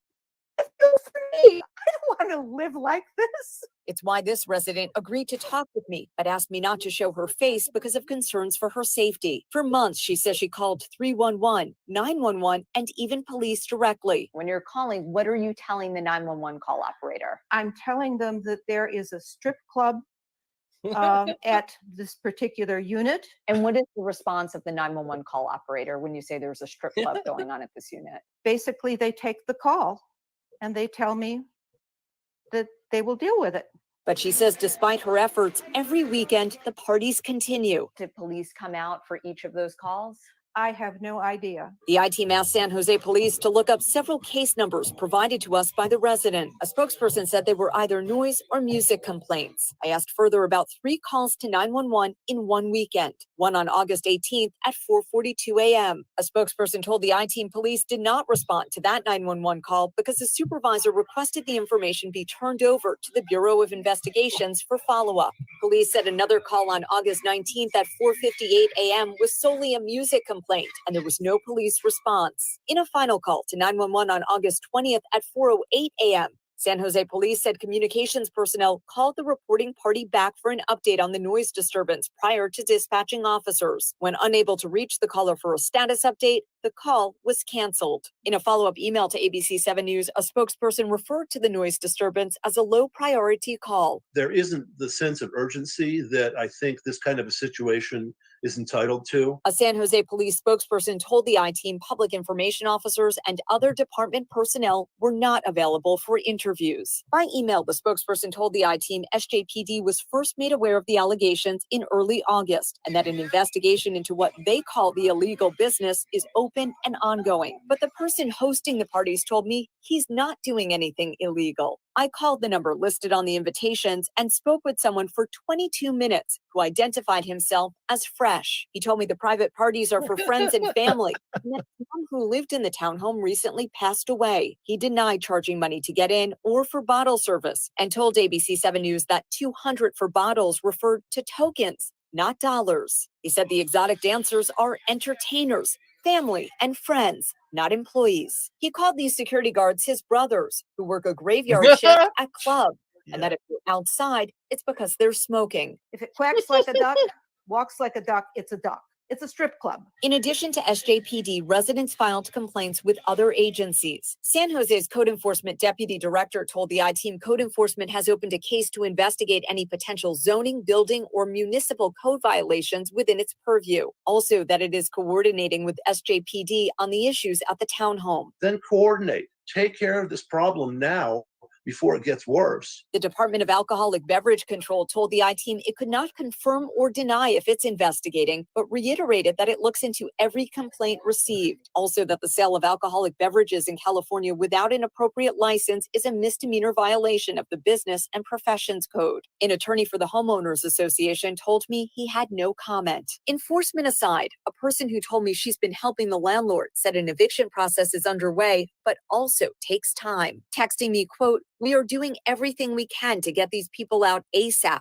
while we are waiting for the court clerk to process the paperwork." An effort the party's host may be aware of. When I shared neighbors' concerns, he apologized and offered to keep the music down. He also said he expects to leave within the next 20 days. Thursday afternoon, a sheriff's deputy walked up the stairs and placed an eviction notice on the window, giving the people inside until September 6th to leave or be forced out. In the meantime, people who live here are at their wits' end. I really feel traumatized by it. This is not safe. It's dangerous. It only takes one time for things to go terribly wrong here. So whoever is inside has until next Wednesday to leave the premises, and we'll have to wait and see what happens. Big holiday weekend. So the question here is, will they have some parties to sort of close out the weekend? We'll talk to residents and find out. It's pretty bold just to do this. Yeah. I'm gonna say all that there, anchor guy. Okay, thank you very much. We're gonna talk about it. Well, okay, so look, there's a lot that I want to say. There's a lot going on. There was so many. I was like, that's, and then another thing happened. But first off, it's old news, so we have to find out because, like, you know, that date has passed that they're talking about. But oh man, Josh, what are your first thoughts there? Because I can tell you. First initial thoughts are number one, they need to give me an address. I think the show we need to go investigate. Have you ever been to a party like that? Oh, many parties. They weren't strip clubs. They were just parties that turned out. They had no, but hired you've never been to a party like that. I'll tell you. No, I have. Really? There's a house. And I almost said the address. Should I say the address? Or is it still around or? Yeah. Oh, yeah. really? Well, okay. So I don't know if it is. There's a house in Los Angeles that surrounds, like, one side of it is a school and the other side of it is a bunch of businesses. It's like one lonely house and it's bushes in the front. Like, you wouldn't know that it is a huge drug party, after hours nightclub house party every Saturday night, where you got to pay $10 to get in, and it's an open elite, and everybody's doing God knows what. There are bonfires and loud music and fornication. That's right. Now you. But yeah. Okay. Well, I thought you meant strip club parties. Like, but now I mean, like parties that are illicit. Okay, well then, yes, I worked in rock radio for years. Of course, there were always there. In fact, I know a very exclusive one in Austin. I'm sure it's more prevalent where you are than where I am, because you couldn't get away. I mean, that story was in San Jose. San Jose. You know where that is, right? That's up near SF. Yes. And you do it in a neighborhood. Come on, you're gonna get in trouble, dude. That's but I assume. You guys have like more open land, right? Yeah, a lot more open land. There were always, even back in the day and currently, there are them into, number one, they're private residences, but because the amount of land, you have to have a certain invitation. There's a certain amount. I will tell you a little story. There is a very exclusive club in Austin that only deals with elitists. The guy that owns this property is the same guy that runs Burning Man. He's got this place. He runs this establishment in Austin, Texas. He allows for 3 parties on Friday, Saturday, Sunday within 3-hour time spans. You have to be a member or be invited by a member. There is no actual fee. The fee are narcotics. So depending on how exclusive the party is, means the higher the level of drugs. So the low end is weed and maybe some pills.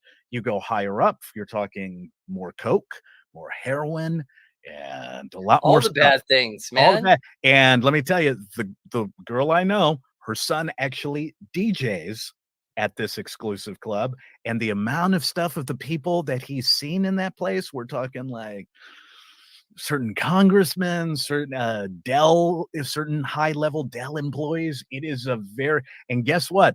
It will never get shut down because of the amount of money they're dishing out to Austin PD. I mean, dude, lawyers, Wild, right? judges, Isn't that wild? It's nuts, dude. It's right out there in the open for the public. I'm sure thousands of people know it. Thousands of people, and let me tell you, it is so exclusive. People know it, but they also know it's so incredibly exclusive that if you can somehow get invited to this spot, dude, when she told me, I almost wanted to go. I almost want to go and put a little camera, but then the only way to go in, like, I can't say, well, I know the DJ, I'm friends No, with just Tom. go with one of those hidden spy cams on your. That's what on I'm your saying. glasses. I'm gonna do the Ray-Bans with the yes. Ooh, now They're you're still too obvious though, man. They really are. Especially when the black lights come on, you totally can see the lens in the frame. You're right. It's awesome. Something bad would happen to me for Yeah, sure. I man, get you need caught. a pen in your pocket. That's right. The one guy with the pen. Hello. What What's was that your pen name? for? Anybody need a signature? Yes. And I don't do hardcore drugs, so they would still make me have to bring something, even though I would say, well, I'm with the DJ. Yeah, but where's the blow? Oh, well, I didn't get out. It's crazy that that's happening, but it makes all the sense in the world. That's how the world is. That's People how want it to is. party. I just think it's crazy in your world where high-end people show up. I don't think I see that around here because there's too many private parties going on here in Hollywood. But it's more exclusive. But in your neck of the woods, dude, come on, man. That's the Eyes Wide Shut party. Those are the nutty parties that, that's beyond elite parties, though, right? These, I mean, you could have they'll occasionally let some sorority girls or certain type that know somebody who knows somebody. I mean, I don't know if the entrance fee is drugs or signing away. Hey, I don't have drugs, but I've got these girls here and they will hook up with anybody, because that is something else that is a way to get in. That's how a lot of these sorority girls get it. I'm just glad I'm an old man now and I don't have to deal with any of that trouble.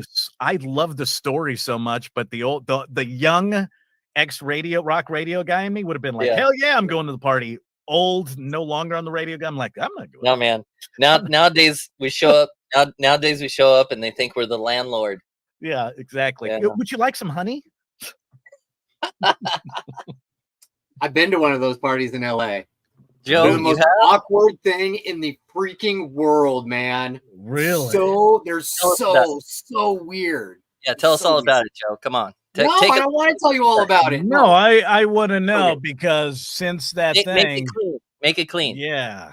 Make it clean. Make it clean here on Night Sounds, because we're live on the radio in many places. We can do PG.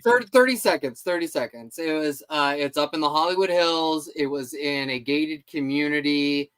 It was actually at a gated house in a gated community. The house was even like set back like 100 yards from the house gate. You couldn't from that house, no other houses could look in. You couldn't see out of any other houses, and literally it was clothes optional, blow literally on every surface that I saw.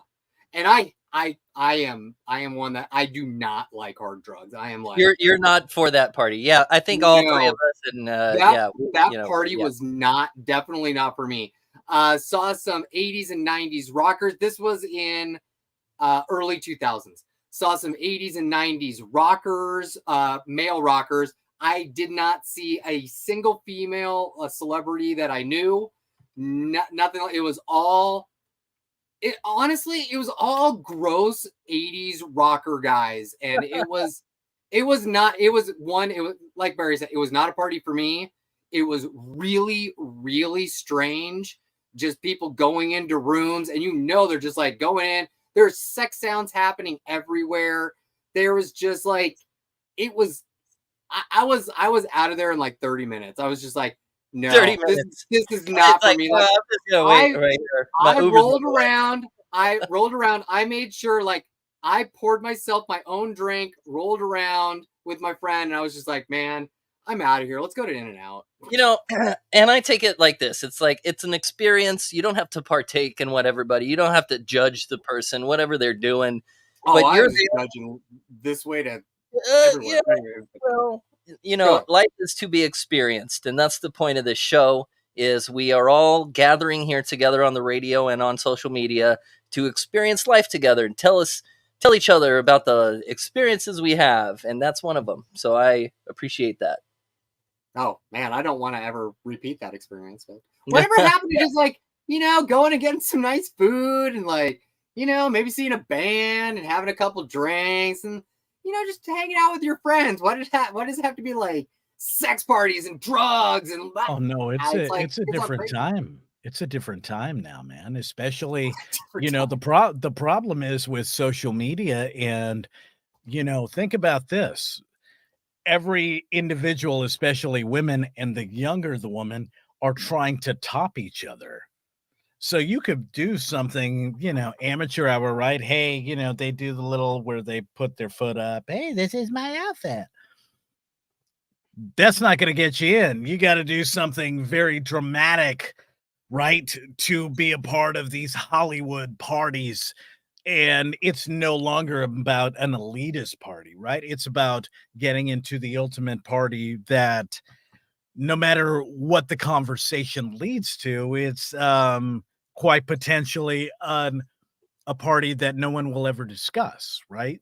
Like the sex parties, the things that no one really wants to ever say, hey, they admitted to going to. It always starts as a couple, right? It's two chicks. One chick heard about it from a friend of a friend, and then the other friend said, hey, look, I'm going to support you, but if it gets too crazy, I'm getting the hell out of there. I'm going to call somebody. I'm going to text a friend. And then it gets too bad. The friend disappears. The other friend goes and says, all right, I'm about to be a part of a Netflix special 2 years from now that I don't want to be a part of. Unfortunately, that's just the crazy world we live in, that I think maybe as a parent or someone that can sit down with someone to say, hey, look, man, you don't have to go to every party. What happened to I know you think of me and Joe and Barry as we're the old guys, but guess what? How about going to a rock show, having a really good time, getting a little too drunk, and you might throw up in the parking lot? How about that? That's the craziest thing that you'll experience tonight. Don't let it lead, right? Don't let it lead to, well, there's a thing. You go past the hills, you go past this, and let's go old school. Let's kick it back a little bit. You vomit at the end of it. That's the end of the story. You had some stomach issues, and that's it. Yeah, when the random dude that you meet at the bar at the rock show is like, "Hey man, come over here. Come on. There's a party I want to tell you about." No. You're just like, "No, man, I'm good. No, just walk away. You just walk away from that." Nah, I'm cool. Well, and that's it. That is the most dramatic. The vomiting in the alley, right? That's it. That's that. Well, in an alternate universe, not so alternate, there will be a place where you can't leave. The party might be inside of the line, because the line is where a lot of people may live one day. The line I know what you're talking about. is something that you probably won't need cars, but there's this new thing in Saudi Arabia. Saudi Arabia, has all that oil money, all that oil and gas money. That cash. The war machine that is known as Saudi Arabia. No bombs in the air, no explosives, right? As far as I know. But No, there are there's no wars in Saudi Arabia. Are you sure? I'm pretty sure. No Okay. wars in Saudi Arabia. Well, this is live, so currently no wars. Right. Okay. But they are building something called the line. I want to show you. Wait, hold. Just wait. They're not building it. It is a concept only. I just want to make sure that you know that. They want to build it. No, sir. No, they haven't broken ground yet. They have not. No, I will fight you on this. They have not broken ground. I've seen pictures of tractors cutting the line. Is that fake? What? No, I mean, no. Okay, just Yeah, they're play the carving story. it Play the out. story and we'll talk about it. Okay, here it is. Listen. For too long, humanity has existed within dysfunctional and polluted cities that ignore nature. Now, a revolution in civilization is taking place. Imagine a traditional city and consolidating its footprint, designing to protect and enhance nature. The line will be home to 9 million residents and will be built with a footprint of just 34 square kilometers. And we are designing it to provide a healthier, more sustainable quality of life. The line's communities are organized in 3 dimensions. Residents have access to all their daily needs within 5-minute walk neighborhoods. And the line's infrastructure makes it possible to travel end to end in 20 minutes with no need for cars, resulting in 0 carbon emissions. By leveraging AI technology, services are autonomous, saving you time and effort. Designed by world-leading architects, the line is 500 meters tall, 200 meters wide, 170 kilometers long, and housed within an elegant mirror glass facade. Intelligent solutions create efficiency and year-round temperate microclimate with natural ventilation. Energy and water supplies are 100% renewable. The line is designed as a series of unique communities, offering a wealth of amenities, providing equitable views and immediate access to the surrounding nature. With 40% of the world accessible within 6 hours, at the heart of the globe's key trade routes, a place for commerce and communities to thrive like nothing on Earth seen before. The line, the city that delivers new wonders for the world. No, I'm not about it. All right, Joe, you and I are looking for jobs. I can sell this. This is, I mean, where is Like this I can- on Indeed? Like I could ever take my wife to live in Saudi Arabia. Well, Like I you would can't- ever let any woman that I know move to Saudi Arabia. They don't It's have not any like rights. you're moving to like a different country because you're inside the facade. line. Yeah, you're in the line, you're building Anywhere. this thing, man, right? Like it's it No. dude, it looks like something from Disney Plus that the dude from Yeah. right, they're building this new show.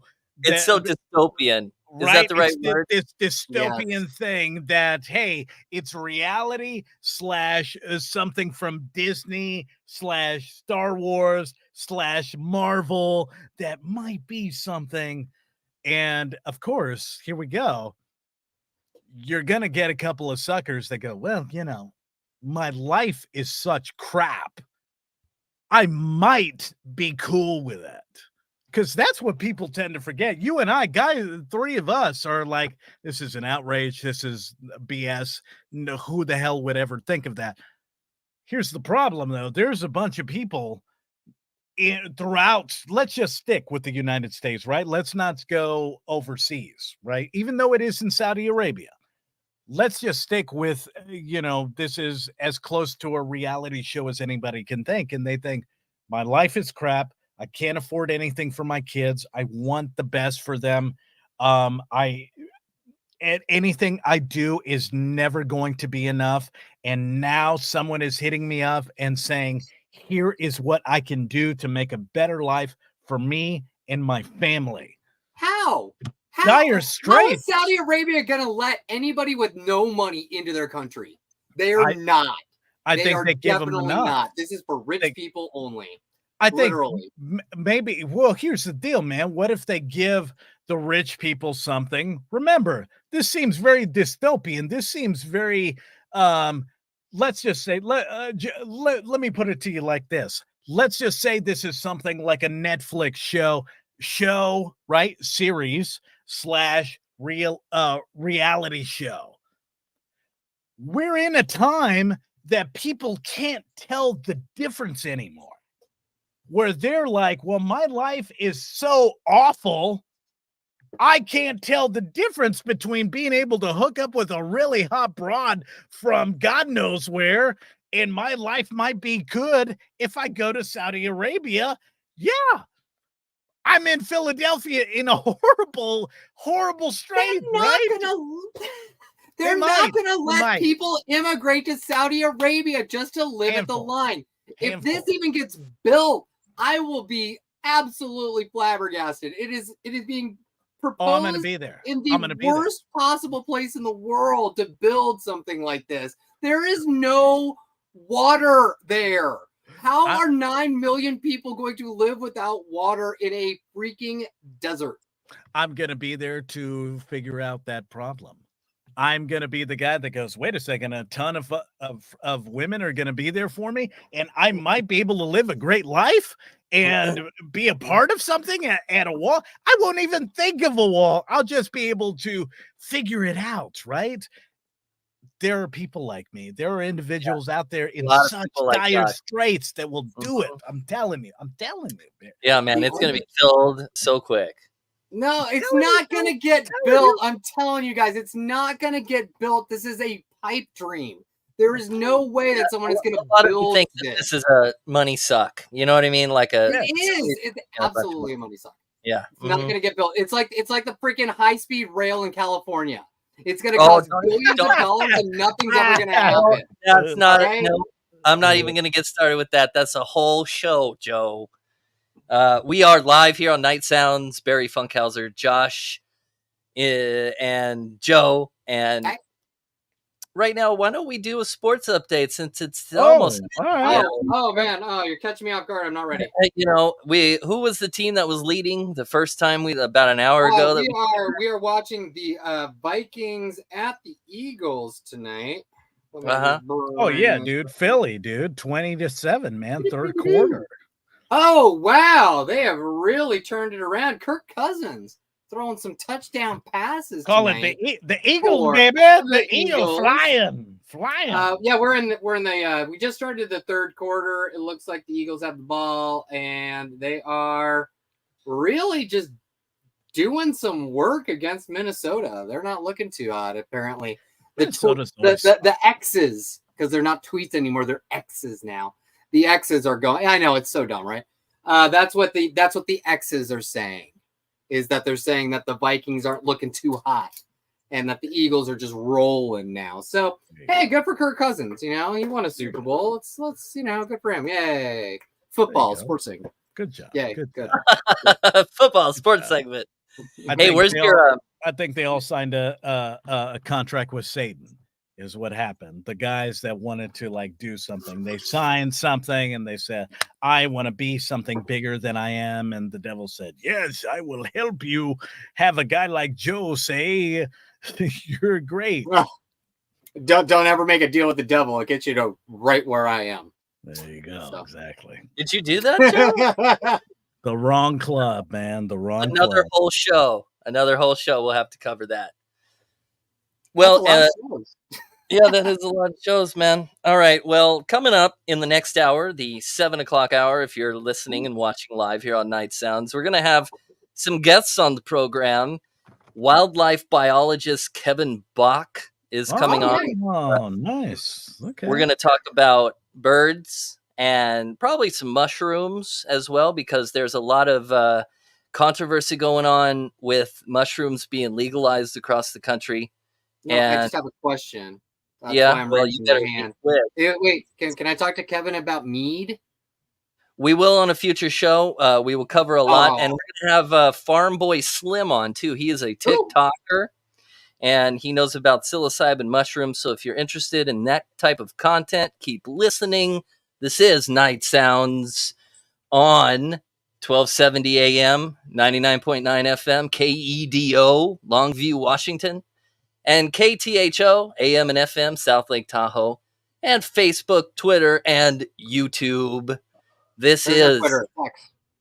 okay, X. Fine. You know, I'll never not call it Twitter. I'm sorry. I'm just I gonna know, but say it's it. just No, you don't it's have just my to. industry. Yeah, it's like it's okay, all right. I'm gonna, you know, it's like it's what I have I'm to gonna do. roll- So I had to I'm like gonna roll learn a bunch about it. I'm doing it for DMX. I'm doing it for the DMX. This is Night Sounds. Yes. We're diving deep into Well, you're tuned in once again and watching Night Sounds. Barry Funkhauser here with Josh. Hey, Josh. what's happening, man. I'm very excited about today's segments. The fact you brought segments today with guests, we're diving deep into somewhat serious conversations that I'm sure will turn comedic. Serious? Because I really can't help myself. Why did this come up? We were talking about, there was a mushroom story that came up the other day with us, right? What was it? Do you remember? I'm trying to remember some gosh, there was some the AI thing. It was yes. Yeah. There was AI a book that came out. That's right, the cookbook thing. Like we were trying to discuss if AI wrote it and then it turns out that it's not proofread. And if you wind up following what technology is telling you to do, you're probably going to murder half the country if they eat it or smoke it or ingest it at some point. So, yeah, this seems like it'd be pretty. The fact that you jumped on top of this thing like some CNN reporter, investigative journalist that you are. We've got questions. I've got friends in southern places. So let's bring in some guests down below. First up, it's Kevin, the wildlife biologist. Hi, Kev. Hi, good morning, guys. How you doing? Oh man, I got so many questions for you about birds. And then, let's bring on our other guy, Farm Boy Slim, is on the horn. There he is, right there. What's DJ? Good? You need those horns. Beep, beep, beep, beep. All right. So, Kevin, you're a wildlife biologist. You're centered in Southern California. You're also a beekeeper. We are beekeeping buddies. And every time we go out on the out there in the bee yard, there's always some other wildlife that happens. And Kevin, you always know the scientific names of the bushes with the pretty flowers on it. And something flies by, you're like, oh, that's a native blobbledy-blook. So I would like you to tell us why you're so smart at wildlife, please. It's a matter of passion. Do what you love. And I've always wanted to learn and have a quest for knowledge. I grew up, with a family that always took me camping, and I did Boy Scouts, did a lot of backpacking. And I think it's kind of just how I was raised. Yeah, but you went to school for it too, right? You spent years sitting there learning. Yeah, actually, I think I've talked with you previous podcasts that I was actually a college dropout for quite a long time, and I just didn't want to, work in a cubicle for the rest of my life, which was the situation I found myself in. So I went back to school and followed biology, and it kind of just landed me where I am today, just through a rare number of circumstances. And really, I found out that there's not a lot of people doing the things that I'm doing, and that there's an opening and a niche there, and there's a lot of adventure to be had outside. And it's like, we all live in Southern California, we all know the beach, but it's like none of us know what's around us. And there's a lot of little secret hidden gems here and there. You know, everything from rare plants and animals that people aren't even sure if they're endangered or not. And I'm kind of on a quest to find that out. Trying to find out if certain birds are endangered or not. Is that what you're saying? Oh yeah, just an abundance of knowledge of what things are, but a lack of research on things. And it's like, okay, this is new territory. You know, being an explorer and an academic is going to take you places if you have the tools to do it. So did you wind up landing on this type of new career path by maybe because when you were a kid and you were consistently going on these camping trips that, you know, did you really have to sit down and think to yourself, you know what? I like that so much as a kid. If I can make some money on doing something that I used to love back then, this is something I want to do now. Is that kind of how that all came about? In terms of bird watching, actually, yes, because my parents would drag me out doing bird watching too, not just the camping. And I'd be in the back playing my Game Boy, and I'd be like, they'd be like, look, there's a cardinal or there's a dark-eyed junco. And I'd look up and be like, okay. And that kind of stuck. And then I found out that being a wildlife biologist wasn't just a thing that 6 people at National Geographic get to do, you know, and there's actual good money in doing it. And you're doing important work, you know, protecting the environment. And I can't think of something else that's more noble to do. It sounds very California esque, you know, let's save the environment. Let's do it. Not a lot here where I'm at in Texas, except if you're going to kill an animal, then that's pretty big, but actually protecting it. I've always, you know, I have a little nephew now who is fascinated by birds. He loves being, because where he lives in the backyard is a green belt. So we were playing in the backyard with the dog one day, and we heard, which I was absolutely convinced was an alien coming to abduct us. And it was this very weird sound, this clicking noise, and it seemed to go, it echoed back and forth. Well, it freaked both my nephew and I out. Well, one day, my brother and I went back out before we discovered it was this monstrous owl. And there's a family of owls that live in this green belt that come by, but this clicking sound, and I guess with the apartment complex in the back, it is the freakiest sound ever. So the fact that you say you do stuff like that, God, you know, you just must have so many different stories when it comes to different animals, well, specifically birds and sounds they make and whistles and things of that nature. Do you get a chance to talk to younger kids about things like that there in California? Yes. One of the things that I do actually is volunteer and do a lot of educational work. I volunteer at Cal State University Channel Islands, and I participate in the beekeeping program there. But in addition, it also accounts for a lot of our pollinators. Hummingbirds are a big, section of our pollinators, especially here in Southern California. And there's a lot of crossover there. I do love teaching, not just beekeeping, but also, if anybody's gonna listen to me, even if I'm on a date, I'm gonna tell that girl what birds are around us when we're on that hike, you know, up Silver Canyon. Yes. Yeah, he part will. of part of your skill there, Kevin. Whether they like it or not. Whether they like it or not. Oh, that's the bush tit cock thistle over there. Those are both real birds. Yeah, well, I'm learning. I think you can get away with it. I think you can get away with it. All right. Well, let's take a quick break right now on Night Sounds. And when we come back, we're going to learn all about the other guy, Farm Boy Slim.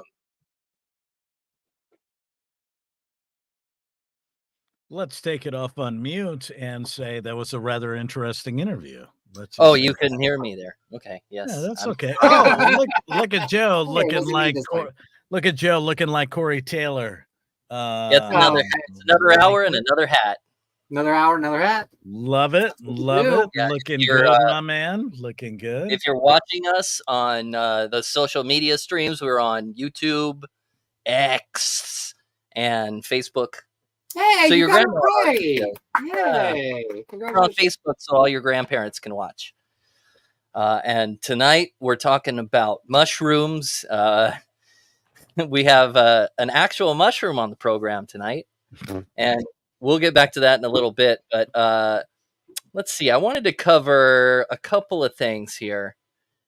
but I don't know what it is. Let's start with Joe's shirt. When exactly are you going to Hawaii, and how many people do you think you're going to offend with that shirt? Let's start there. Okay. Let's just start. Okay. So I am going to Hawaii on Tuesday. I'm already packed. So this shirt does not make the trip to Hawaii. Okay. Are you sure? Okay. Yeah. All right. I'm I that love kind of that guy who gets like really nervous about traveling, and I just always want to make sure that I bring all of my stuff. So yeah, usually before every trip, I start packing about 3 weeks beforehand. I start pulling stuff out of my wardrobe and I start putting it away. And I'm kind of weird about it. But yeah, I'm going over there and I'm going to offend a lot of people with other stuff. Not this shirt, just with me being there will offend people. So I don't understand why are you so afraid that you'll offend people with your attire? I don't get it. What's going on with that? Let's dive deeper into that. I don't understand. Well, we have a couple of minutes. I'm Listen, just playing. I want to ask about more serious topics here because we do Okay. have. All right. We got a couple of quick minutes. What do you got? Before we get back to the interview with Kevin and Farm Boy Slim, let's go to a news story here in California. They're moving to decriminalize the use of magic mushrooms and other psychedelics here, and I wanted you to watch and listen, and then tell me your thoughts next. Listen. Okay. A landmark bill decriminalizing hallucinogenics is now headed to the governor's desk. CBS 13's Brady Hoblive spoke with a researcher and a clinician who has been following this bill very closely. Brady? Yeah, that's right, guys. This bill is years in the making and may soon become law. The bill not only seeks to remove criminal penalties, but it's also a game changer when it comes to expanding research into these psychedelic substances. California is one step closer to decriminalizing naturally occurring psychedelics such as magic mushrooms. If signed into law, SB 58 would remove criminal penalties for anyone 21 and up in the state from possessing or using psilocybin, dimethyltryptamine, or mescaline. This is something that, yes, we have been following. Dr. Alia Ahmad is a psychedelic researcher and physician at Shaw Minds Healing Center in Sacramento, a health clinic featuring ketamine-assisted psychotherapy, treating patients with a variety of mental health disorders. Treatment-resistant depression, anxiety, trauma. Ketamine is a general anesthetic and legal in medical settings, but it becomes a psychedelic in lower doses. And doing this with therapy really helps to elicit the root cause to treatments instead of suppressing treatments. Although ketamine is not labeled in SB 58, Dr. Alia Ahmad hopes the bill brings awareness to psychedelic-assisted therapy and helps expand research. We're excited to see options for patients who have benefited from other psychedelic medicines, and research has shown this. Despite passing through the Senate, a group of moms are speaking out against the bill, noting safety concerns. Lisa Hudson's son died in an accident in early 2020 while under the influence of psilocybin. Something needs to happen to make sure that our community, our kids, are safe. Dr. Ahmad agrees, saying that safety should take priority, and it all starts with education. These are substances, they're mind manifesting, and they have to be done in a supported and safe and setting with intention, not to be taken lightly. SB 58 now heads to the governor's office for final review. If passed, it's slated to go into effect January 1st of 2025. Right, will be interesting to see how it all pans out. We All right, thanks so much, will. Brady. Thank you, lady. All right, there it goes. It's always the Karen that ruins the Special K experience. I mean, come on. No, okay. So I bring this up though because there's a lot of buzz about it, and there are a lot of opinions on it. Joe, what do you think is going to happen here in California? Because I'm not even going to ask the boy in Texas, Josh, because he can't even walk down the street legally. Come on, dude. What? WTF? Come on, man. So, Joe, what do you? Man, that is so funny. Yeah, he cannot. Yeah, okay. No, I think I have a feeling this is probably going to pass. It's California. We'll probably get this over to the finish line. I typically don't mind, especially when it comes to research for the effects and the positive effects that some of these drugs can have. I know everyone's going to come out and say, oh, if we legalize this, then it's going to be the recreational drug use is just going to skyrocket and it's going to be a complete nightmare. It's not. We already actually have a lot of data from legalizing marijuana, and usage didn't increase.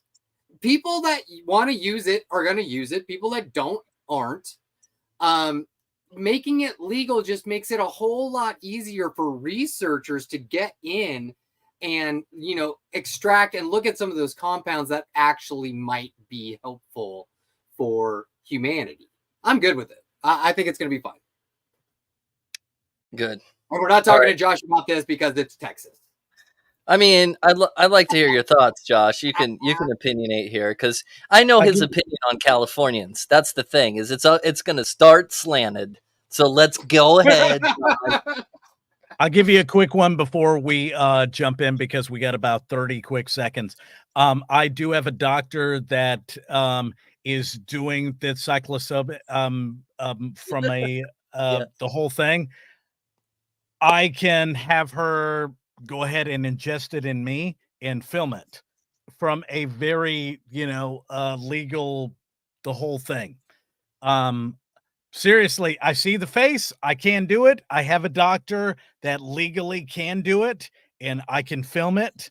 And I'm not going to get into it because we're 9:15. Are you going to bring it to the show? Is that what you're saying? Yes. I'm going to film it and put it on the show to see the effects that happens to me doing that particular thing. What are you trying to heal or solve? Do you have an issue or you just want to see what happens? Let's ask at the next intermission. We'll ask Josh a bunch of questions about why he's going to legally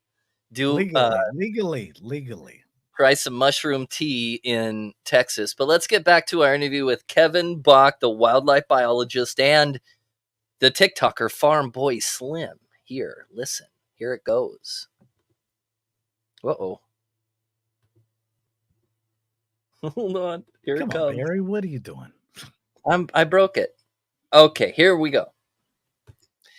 Well, we're back here on Night Sounds, and it's a special night here. Barry Funkhauser with Josh, and we already met Kevin Bach, the wildlife biologist. And now let's meet the man, the hidden man, the mushroom. Farm Boy Slim is on with us. Hello, Farm Boy Slim. Oh, and I should remind you, we are on live radio, so no foul language. I know you're used to the ticker and the talker, but here you can't use the F or the S. I will, or a couple other ones. Or the C. Curtail my nature. So, who are you there, Mr. Mystery?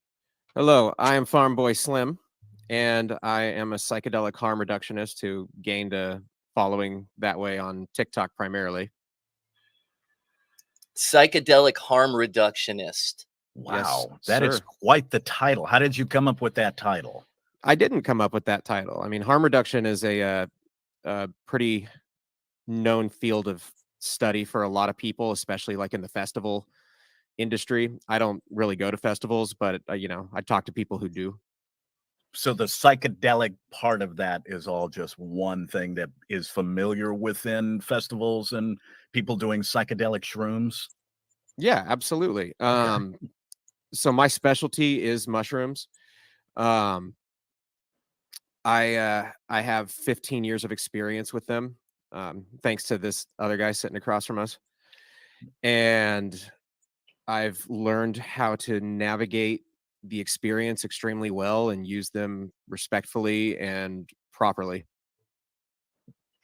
It's amazing. And okay, so that must be hard to do from the jump because of all the legalities, right? Sure. Yeah. Could that be why we can't see your face right now? No, not really. I just like this thing, I think. That's your shtick. There used to be more reasons for the covering of the face, but a lot of those reasons are no longer in my life, so I don't have to really worry about that anymore. Now it's just kind of who I've become. Yeah, that's kind of why I wanted to bring you guys on, because in the news there are a lot of things going on in the psilocybin, the mushroom world, and us common folk probably don't know much about it, except that it's scary and it will break society and all the things that we were taught coming up. So you guys want to clear the air here and tell us what really is going on? Well, in what facet? Like going on with the mushrooms or going on with society? Well, how about this? Let's just start with something simple that most common people are learning about, or at least hearing the term microdosing. People hear that, but most common individuals that do not know much about psychedelics, you hear the word psychedelic, you think of the 70s, you think Woodstock, you think it is a gateway for heroin, and whether you're an ultra conservative or something like that, individuals will hear microdosing and it sounds scary and illegal and it's going to open people up to a criminal empire. Let's start with that. Tell us about that and what that's leading to. Okay. Microdosing may be the wrong term, but it is the term that is now widespread and probably always going to be used. It's just referring to a very small amount of mushrooms or another psychedelic that will, a small enough amount that you're not going to really feel the effects of the chemical in your body, but you're going to maybe have some periphery effects from it that are just meant to help you with day-to-day life, like just brighten up your day a little bit. Or so you're not going to go on like a full psychedelic journey. It's just kind of a little background thing. Yeah.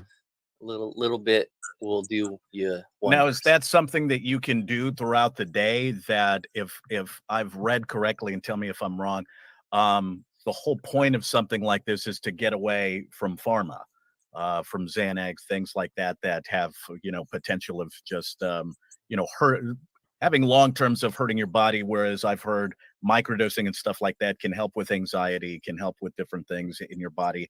Is that kind of the point of that, since you're not like having this, this trippy thing? Is that the whole purpose of that? Yes. Getting away from pharma, I don't know if that's the intention. I think it's more that people are finally, on a cultural scale, discovering that these psychedelics do have benefit in day-to-day life, and they have a lot of really extraordinary benefits that may be used to replace what pharmaceutical companies have been giving us. Yeah, let's get away from the Sackler family, please, immediately. Jeez.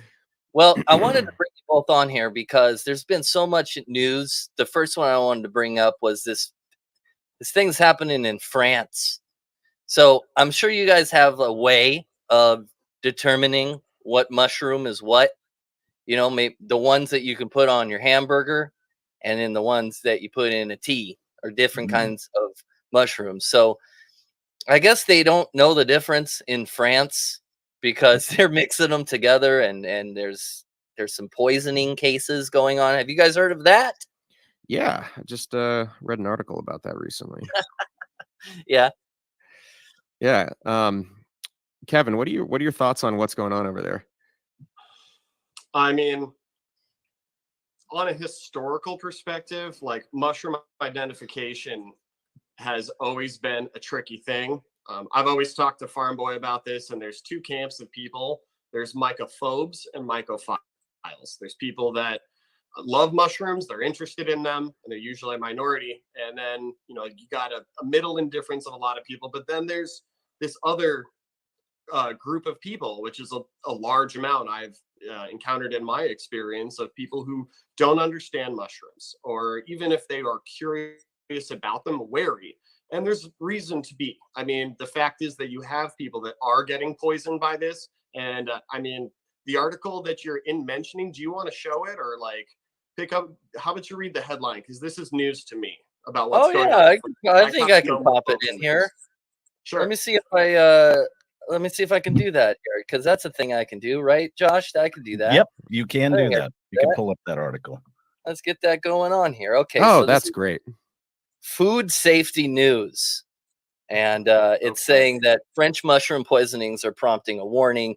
French authorities have warned about wild mushroom consumption after seeing a spike in poisoning. They say that mushroom picking has started earlier this year, and because of that, intoxications are up. There's more than 250 cases recorded. And I don't think, like, this is probably a random rare occurrence because they probably found a bunch of mushrooms in, I think, Kevin, you were telling me off the air that there are certain patches in the world that grow mushrooms just normally in nature. And sometimes they're extremely potent. And if you don't know what you're doing, you shouldn't do it. Right? I mean, that is the case. I mean, in this, my question is, I heard the word intoxication. Are we talking about people getting poisoned or by people that are accidentally ingesting psilocybin mushrooms and thinking that they're a gourmet mushroom? Is that what we're talking about? From the story, I believe so. Yeah. Did it? It says there's several reasons for poisonings. I think they're being vague. Was this written by AI, this story?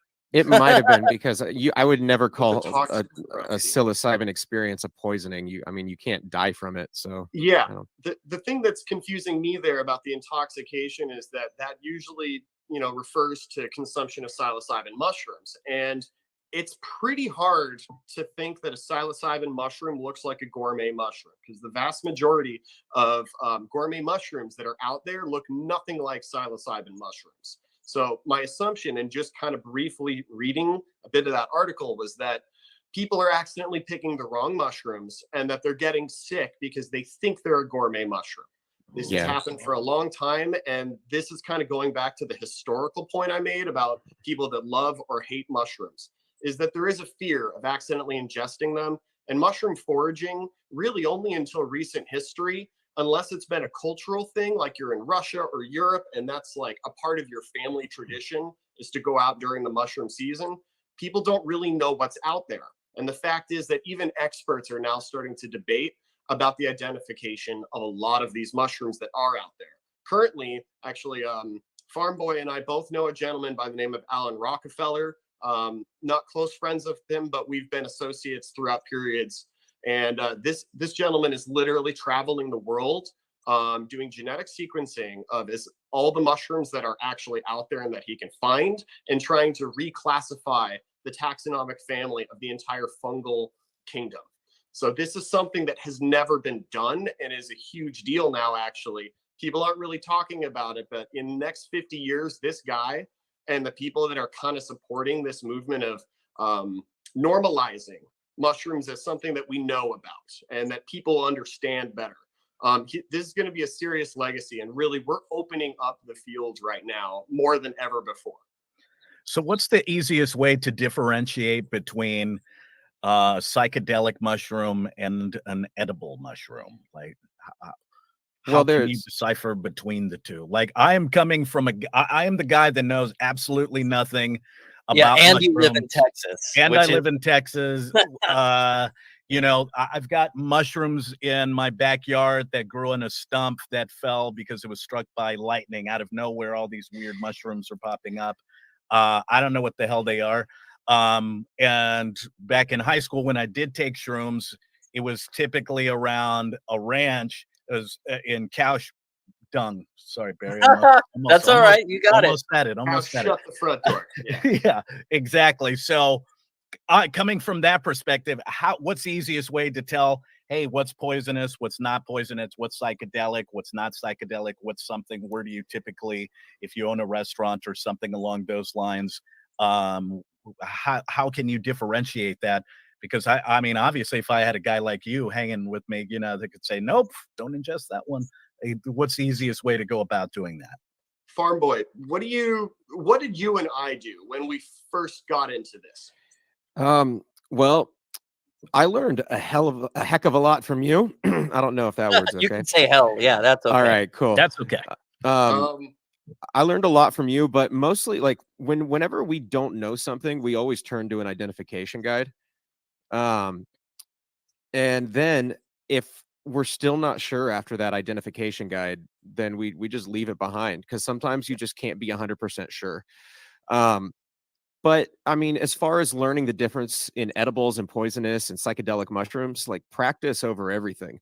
Nowadays there's certain mushrooms that, like the main ones that I find around here, I look at them and I'm just like, yeah, that's it. I just know it when I see it. But still, you have to be careful. Like as far as psychedelic mushrooms go, there's two species that look very similar to psychedelic mushrooms, which from a quick glance, you could be like, oh, that's the psilocybin I'm looking for. But really it's like a deadly Galerina or a Pholiotena phalaris or something like that. As far as differentiating those from like edible mushrooms, I don't think there's any psychedelic mushrooms that actually look like good edible mushrooms, and they certainly don't taste like good edible mushrooms. Yeah. Like usually when it pretty comes to small. Yeah. yeah, they're usually fairly small. I know, like with psilocybe cubensis, those can be pretty large, but those don't even grow here. They would grow in Texas though. But we find things like morels, which don't look like anything that you see, and chanterelles, which are gigantic golden yellow orange mushrooms, and just other edible mushroom species, portobello mushroom species. Those actually, you need to be careful about because there's poisonous lookalikes of that. But yeah, it's just practice for the most part. Okay, that's Wild. interesting. I'm curious as far, unless we got to take a break, Barry, are we good, or can I ask one more? Why don't we take one more break and then we'll be back with the Wild Boys on Night Sound. And we're back with Joe and Josh here on Night Delicious, Sound. man. I want a pizza. Thanks for tuning in. It is the bottom of the hour here. You're listening and watching Night Sounds on 1270 AM, 999, 99.9 FM, KEDO, Longview, Washington, and KTHO, AM and FM, South Lake Tahoe. This is live. This is Night Sounds. And tonight we're talking about psilocybin mushrooms about to be legalized in the state of California. Maybe it's at the governor's desk right now. And we have some guests on that are experts: Kevin Bach, wildlife biologist, and Farm Boy Slim, a TikToker that looks like a mushroom himself, if you're watching. It's a nice costume. Yeah. So we were talking before about Josh's journey. Yeah, I was going to say, while we were waiting, the doctor's name is Sarah Koenig Langston. She's a mental health nurse practitioner in just north of San Antonio in the New Braunfels area. Her clinic is Effective Mental Wellness, effectivementalwellness.com.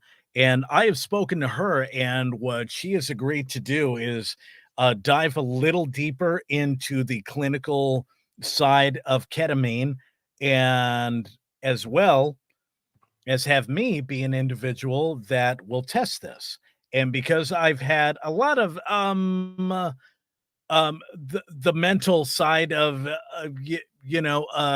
different therapy and whatnot, depression, anxiety, insomnia, things like that, she has agreed to go ahead and give me a try and then film the whole process of the legal side of ketamine and the initial effects, from how it starts, how it begins, and how it ends.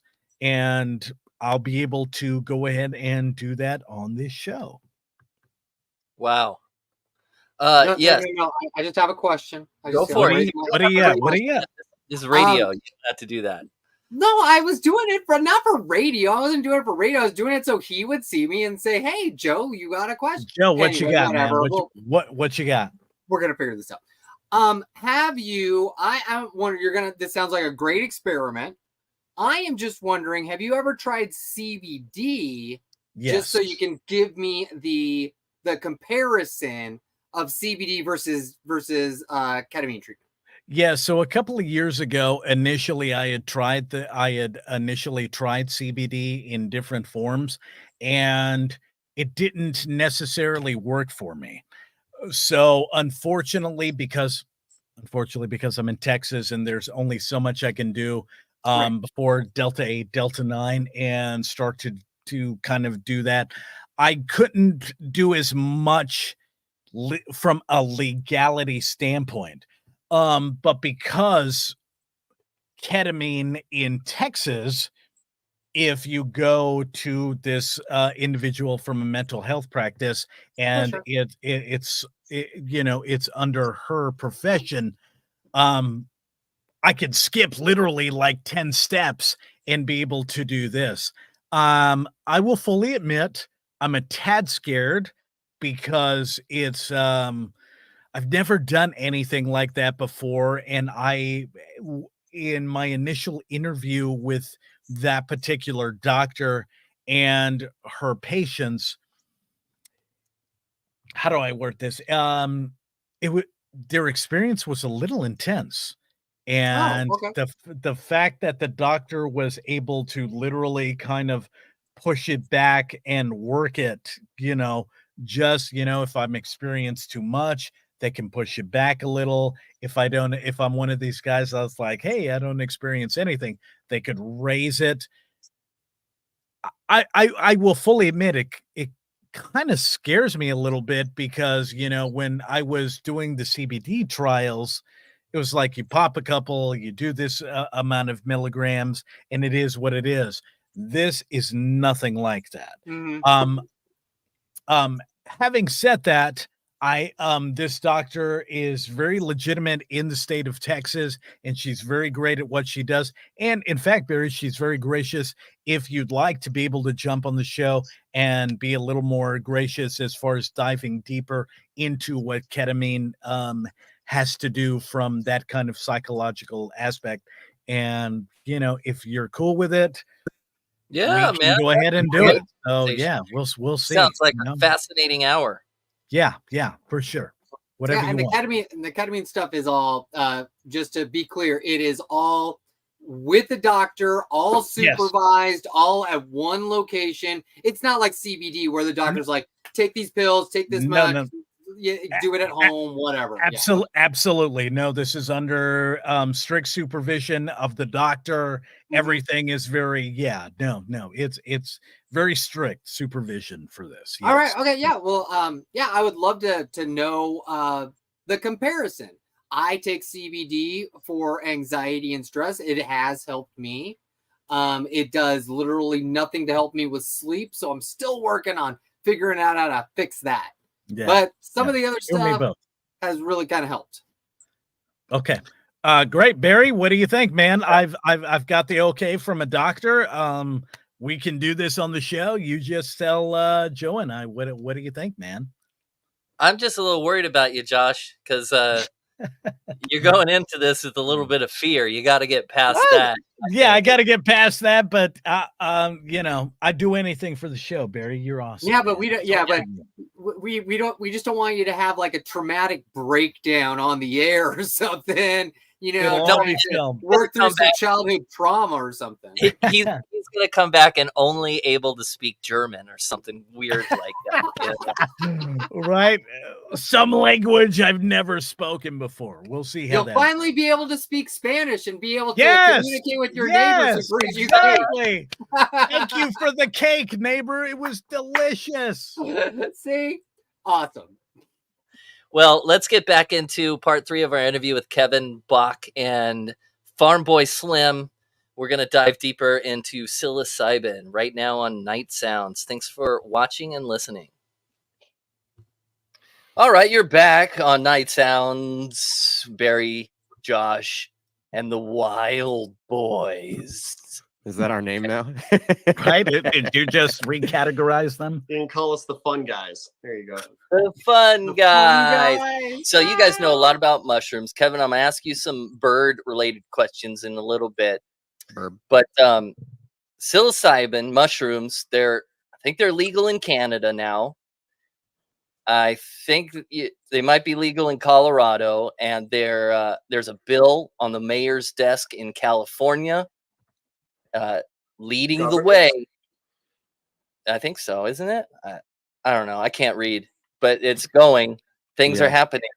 And what now, Josh, I don't even think marijuana's legal. Yeah, dude, no, we're barely at finally doing medicinal, and that is, I mean, that's not even so. Texas, I don't think I'll see legalized shrooms in my neck of the woods in my lifetime, to be quite honest with you. It's taken this long for pot. Because Well, what do you guys think about it, Wild Boys? About the legalization part? You think it'll ever hit Texas? Eventually. I think, for now, as long as the primary drug that's legal in Texas is Christianity, that's going to take a while. So it's gonna God, guns, and boo. There you go. Yeah, God, guns, and booze. And talking about harm reduction, I mean, people talk. I think,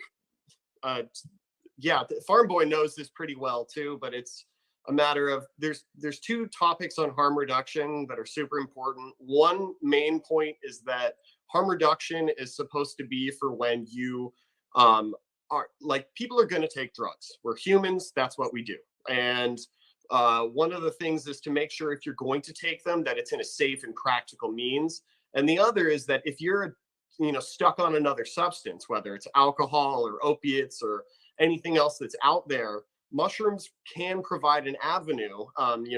Research is starting to show that can help you with those problems, with those addictions. And there's a lot of study going on right now about mushrooms being a possible way to help with PTSD, with alcohol addiction. And that's, there's actually is a lucrative business model as well, in an open avenue there, which maybe it's not to take down pharmaceuticals, but to address a problem that they're not doing a great job with. Well, I look at it as just, the all natural solution, right? Like, no matter where you're at, no matter what's legalized or not, there was always, you vegans, vegetarians, whatever it is, there's a natural way of going about it. I'm an insomniac and I had a huge pill problem. I don't do pills anymore. So I'm trying to figure out other healthy alternatives to being able to get a good night's sleep.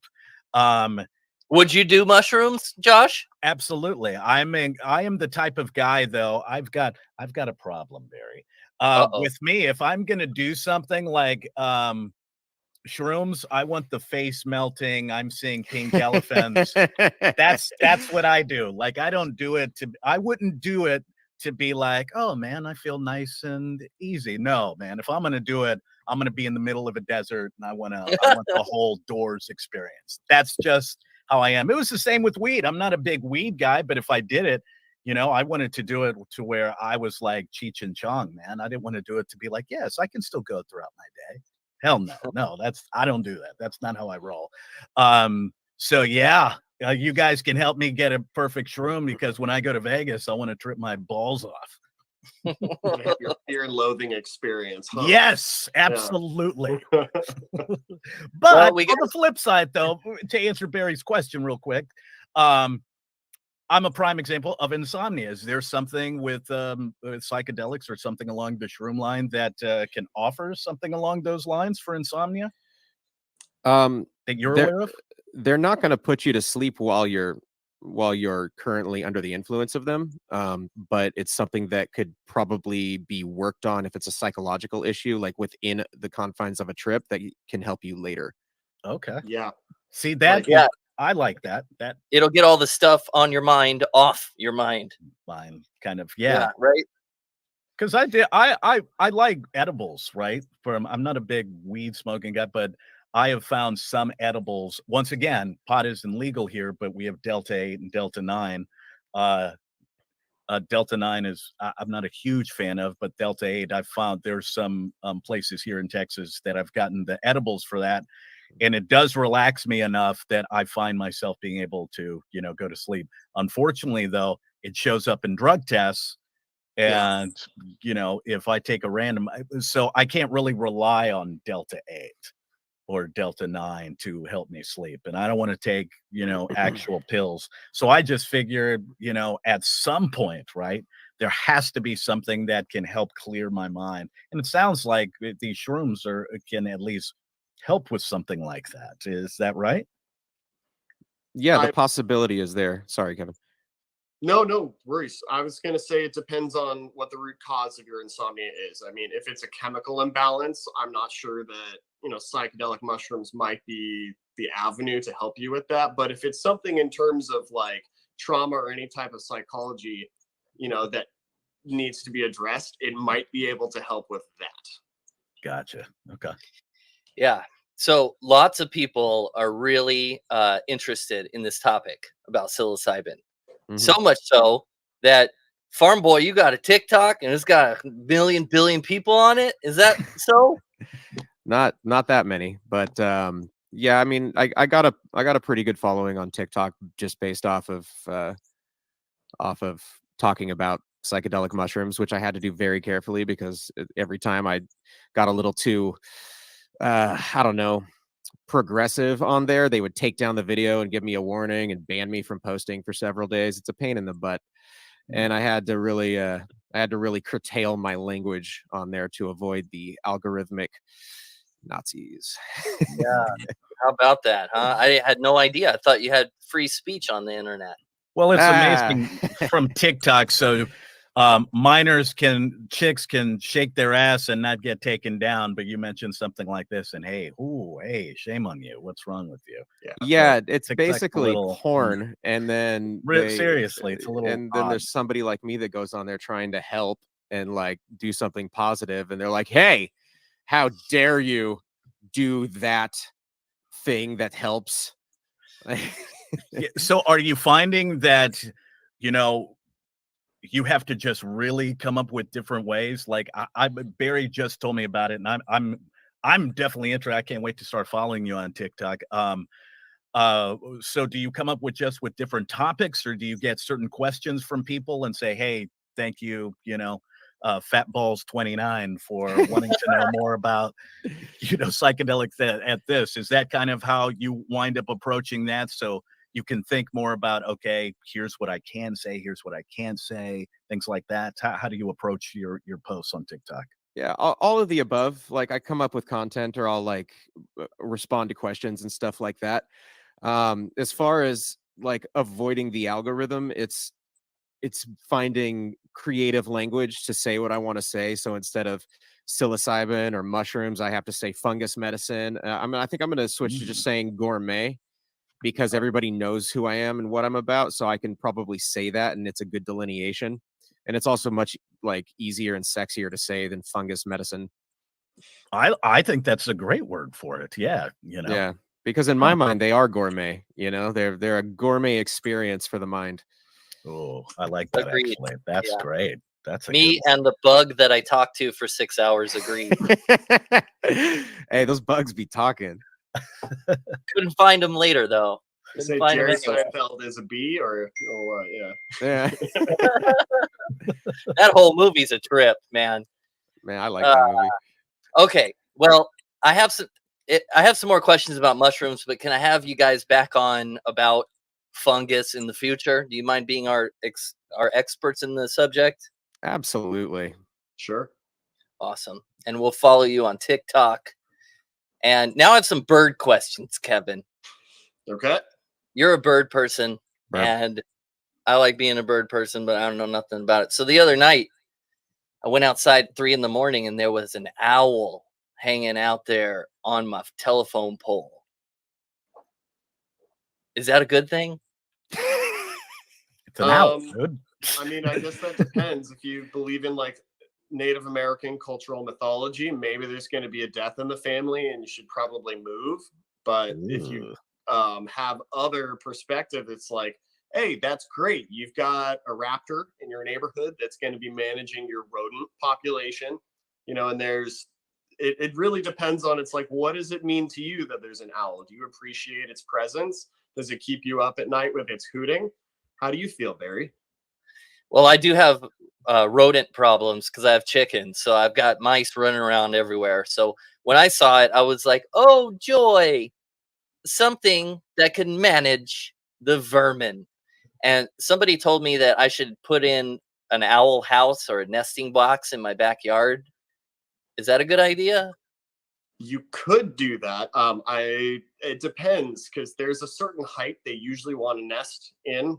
And that box, it depends. Like if you have access, like I mentioned, to that telephone pole, which is, I'm sure there's restrictions to that. But if you have a high enough tree, any structure where you'd be able to install that nest box, you'd most likely get either an owl to go in the next year or two, or you're going to get a beehive going there. So really depends on what you want.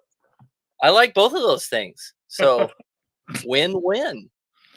Okay, and then the next day, though. Okay, now you're starting to freak me out with the whole death thing, because the next day there was a hawk in the same place, like during the day, same place, looking at me the same way. Is that good? Did you mention that you have a chicken coop in the backyard? Oh yeah, I got a chicken coop in the backyard. Ah, okay. So both of those raptors, red-tailed hawks, which is, I guess, if it was a pretty big one, did you see a red tail? Mm-hmm. Okay, red-tailed hawks, Buteo jamaicensis, or the owl is going to be looking at your chickens like snack. So Oh, wow. they're looking at you like, oh, you must be the protector. I mean, these birds, they're really sophisticated animals. Their evolution has led them to be apex predators in their environment, and they see you as the obstacle between them and a free lunch or free dinner in the owl's case. So if you see like 6 or 7 owls, maybe start to worry because they're sizing you up. They're plotting it. Here comes the gang. The owl gang. Yeah. Okay, but the chickens are so big, they can't even, they're smaller than chickens. Does that matter? No. Red-tailed hawks are large enough, especially if it's like a large female that's in your area, where they will attempt to take it, because that's a high risk but high reward, meal right there. Interesting. Okay. All right. So probably not a good thing then. Yeah. Not for the chickens. It's I mean, they're not going to get through. I assume you got mesh netting on all sides. Yeah, So yeah. They're probably just window shopping. And Hey, but I let them free range during the day, so now I'm alarmed, you know? so that's a thing. And I know just from where I keep my bees and the ranches that I've managed and been on, that they will have the chickens get swept up, and even smaller raptors like Cooper's hawks get their name because of their affinity to take chickens. If you have chicks or you ever intend on having them in the near future, those are going to be your highest risk losses right there, based on either the owl or the red tail getting them. If during the day you do let them free range in your backyard, I mean, there is a risk. There's a potential that you do get one of those extra large red-tailed hawks, or I've been seeing, actually, you're in Camarillo, Ventura County? Yeah. So we've been having eagles return. Golden eagles have been returning back to the area. Oh my Santa God. Monica Mountains and the Oh, outlying. great. So Awesome.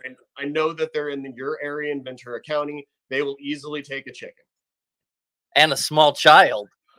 And a small dog. Yeah, hide your dinosaurs cats, over hide your wife's dogs. Oh man, okay. Well, I'm glad I asked you. I knew you would know the answers. I'll get myself a shotgun. No, what do you even do? You can't do anything. It's nature. It's wild. I mean, this kind of goes back to the mountain lion question that everyone has. It's like, we're in their home as well. We got to respect them. And really, if we're going to be having our settlements in the areas where they have their territory, we need to be responsible and not take it out on them. That's my perspective as a wildlife biologist. And they haven't taken any of your chickens yet. So at this point, it's kind of like, just keep an eye on them. Really. Yet is the key word. But they could. They could and they will. They're looking. All right. Well, thanks for coming on, Wild Boys, Kevin and Farm Boy Slim. Can we go out with a mushroom song? Does that exist? Is there a song about a mushroom or anything that we could play going out? There's that one that's like, if I was a mushroom. There's that one. Okay, can we play it? Or if I had them, I don't know. Can you? I guess so. Let's do it. Let's play. If I was a mushroom. I think I'm good on that. I just think of that old Badger. Oh yeah, Evom's World. And Kevin was talking and now he's gone. I guess that's a good. Oh, now he's back. What'd you say? Sorry, I got a call from the President of the United States. My apologies. Wow. I was going to say, it just reminds me of that old, like, Newgrounds little, like, comic, like, animation where it's like Badger, mushroom. Mushroom. Yeah, so we can go off on that. Everyone go enjoy your day. All right. Or All your right. night. There it is. Thanks for coming on. This is my Coming on, guys. Very Ding. good. Very Hey. good. Yeah, Very good, so Andrew. there they went. Kevin Bach and Farm Boy Slim. You can follow Farm Boy Slim on TikTok. Somehow I refuse to follow and subscribe to any more social medias. I'm on every once I got to 18 of them, that was it. I'm like, I'm not signing up for this thing. You got to know? do more than that. It's got to be more. You got to do at least triple digits, man. Come on. You're trying to be big time. You got to do more. And guess what? You got to do TikTok. Stop. Your boy here is doing TikTok. He's got 1 million people. I don't care. They're all AI bots. That's fine. You can They're all AI bots. This is where you find me. This is where you can find me in one convenient location here on the internet on Night Sounds. Okay, before we get out of here, Joe, you got another sports update for us before we get out the door? Oh yeah, sure. Yeah, the game's still going on. And it looks like the Eagles are basically running all over the Vikings on the ground wherever they want. Like, let me just see the current stats here for rushing yards. Yeah, it's like 191 rushing yards to 28 rushing yards for the Vikings. So the Eagles are doing a great job. However, the Vikings are still in it. It is 27-21 right now. The Eagles winning at home with about 7 minutes left in the fourth quarter. All right. Great. Sports. Good stuff. Sports. Well, tomorrow on the program, we're going to cover the headlines of the day, play you some clips because you are a busy person. We'll cover it all for you tomorrow with no slant, probably not any slant, as little slant as we can. Right here in the middle of the night or in the evening, wherever you're watching or listening. Tomorrow on the program, Joe, you have the note of what's on tomorrow, don't you? Oh, yeah. Tomorrow on Night Sounds, we're going to check in with Jason from indie folk rock band The Nadas to talk about Iowa, touring, and making music for over 20 years with the same guys. So that's going to be fun. Yeah, this dude, he's in Iowa, and I know one other guy from Iowa. He's like the friendliest guy I know. So I hope that... I agree. I know one person from Iowa. He's the friendliest guy I know. Is your guy named Ben? Is his name Ben? I don't think so, but there's probably a lot of Bens in Iowa. Yeah, Josh, you know any Iowanians? Josh? I know nobody. I'm under the assumption that most of them are probably buried under snow. So we'll see how they are. It snows in Iowa? Oh, okay. It's not snowing there now. There's a lot of John Jacob Jingleheimer Schmitz out there, though. I can tell you that. I can tell you if that's their label, they should be buried under snow. That's good. I can say that about Iowa because I'm Iowan. My dad was from Iowa, so I guess I have some Iowa in me. That's just what happens, That's okay as long as they have the hat. That's all that matters. As long as they have the hat.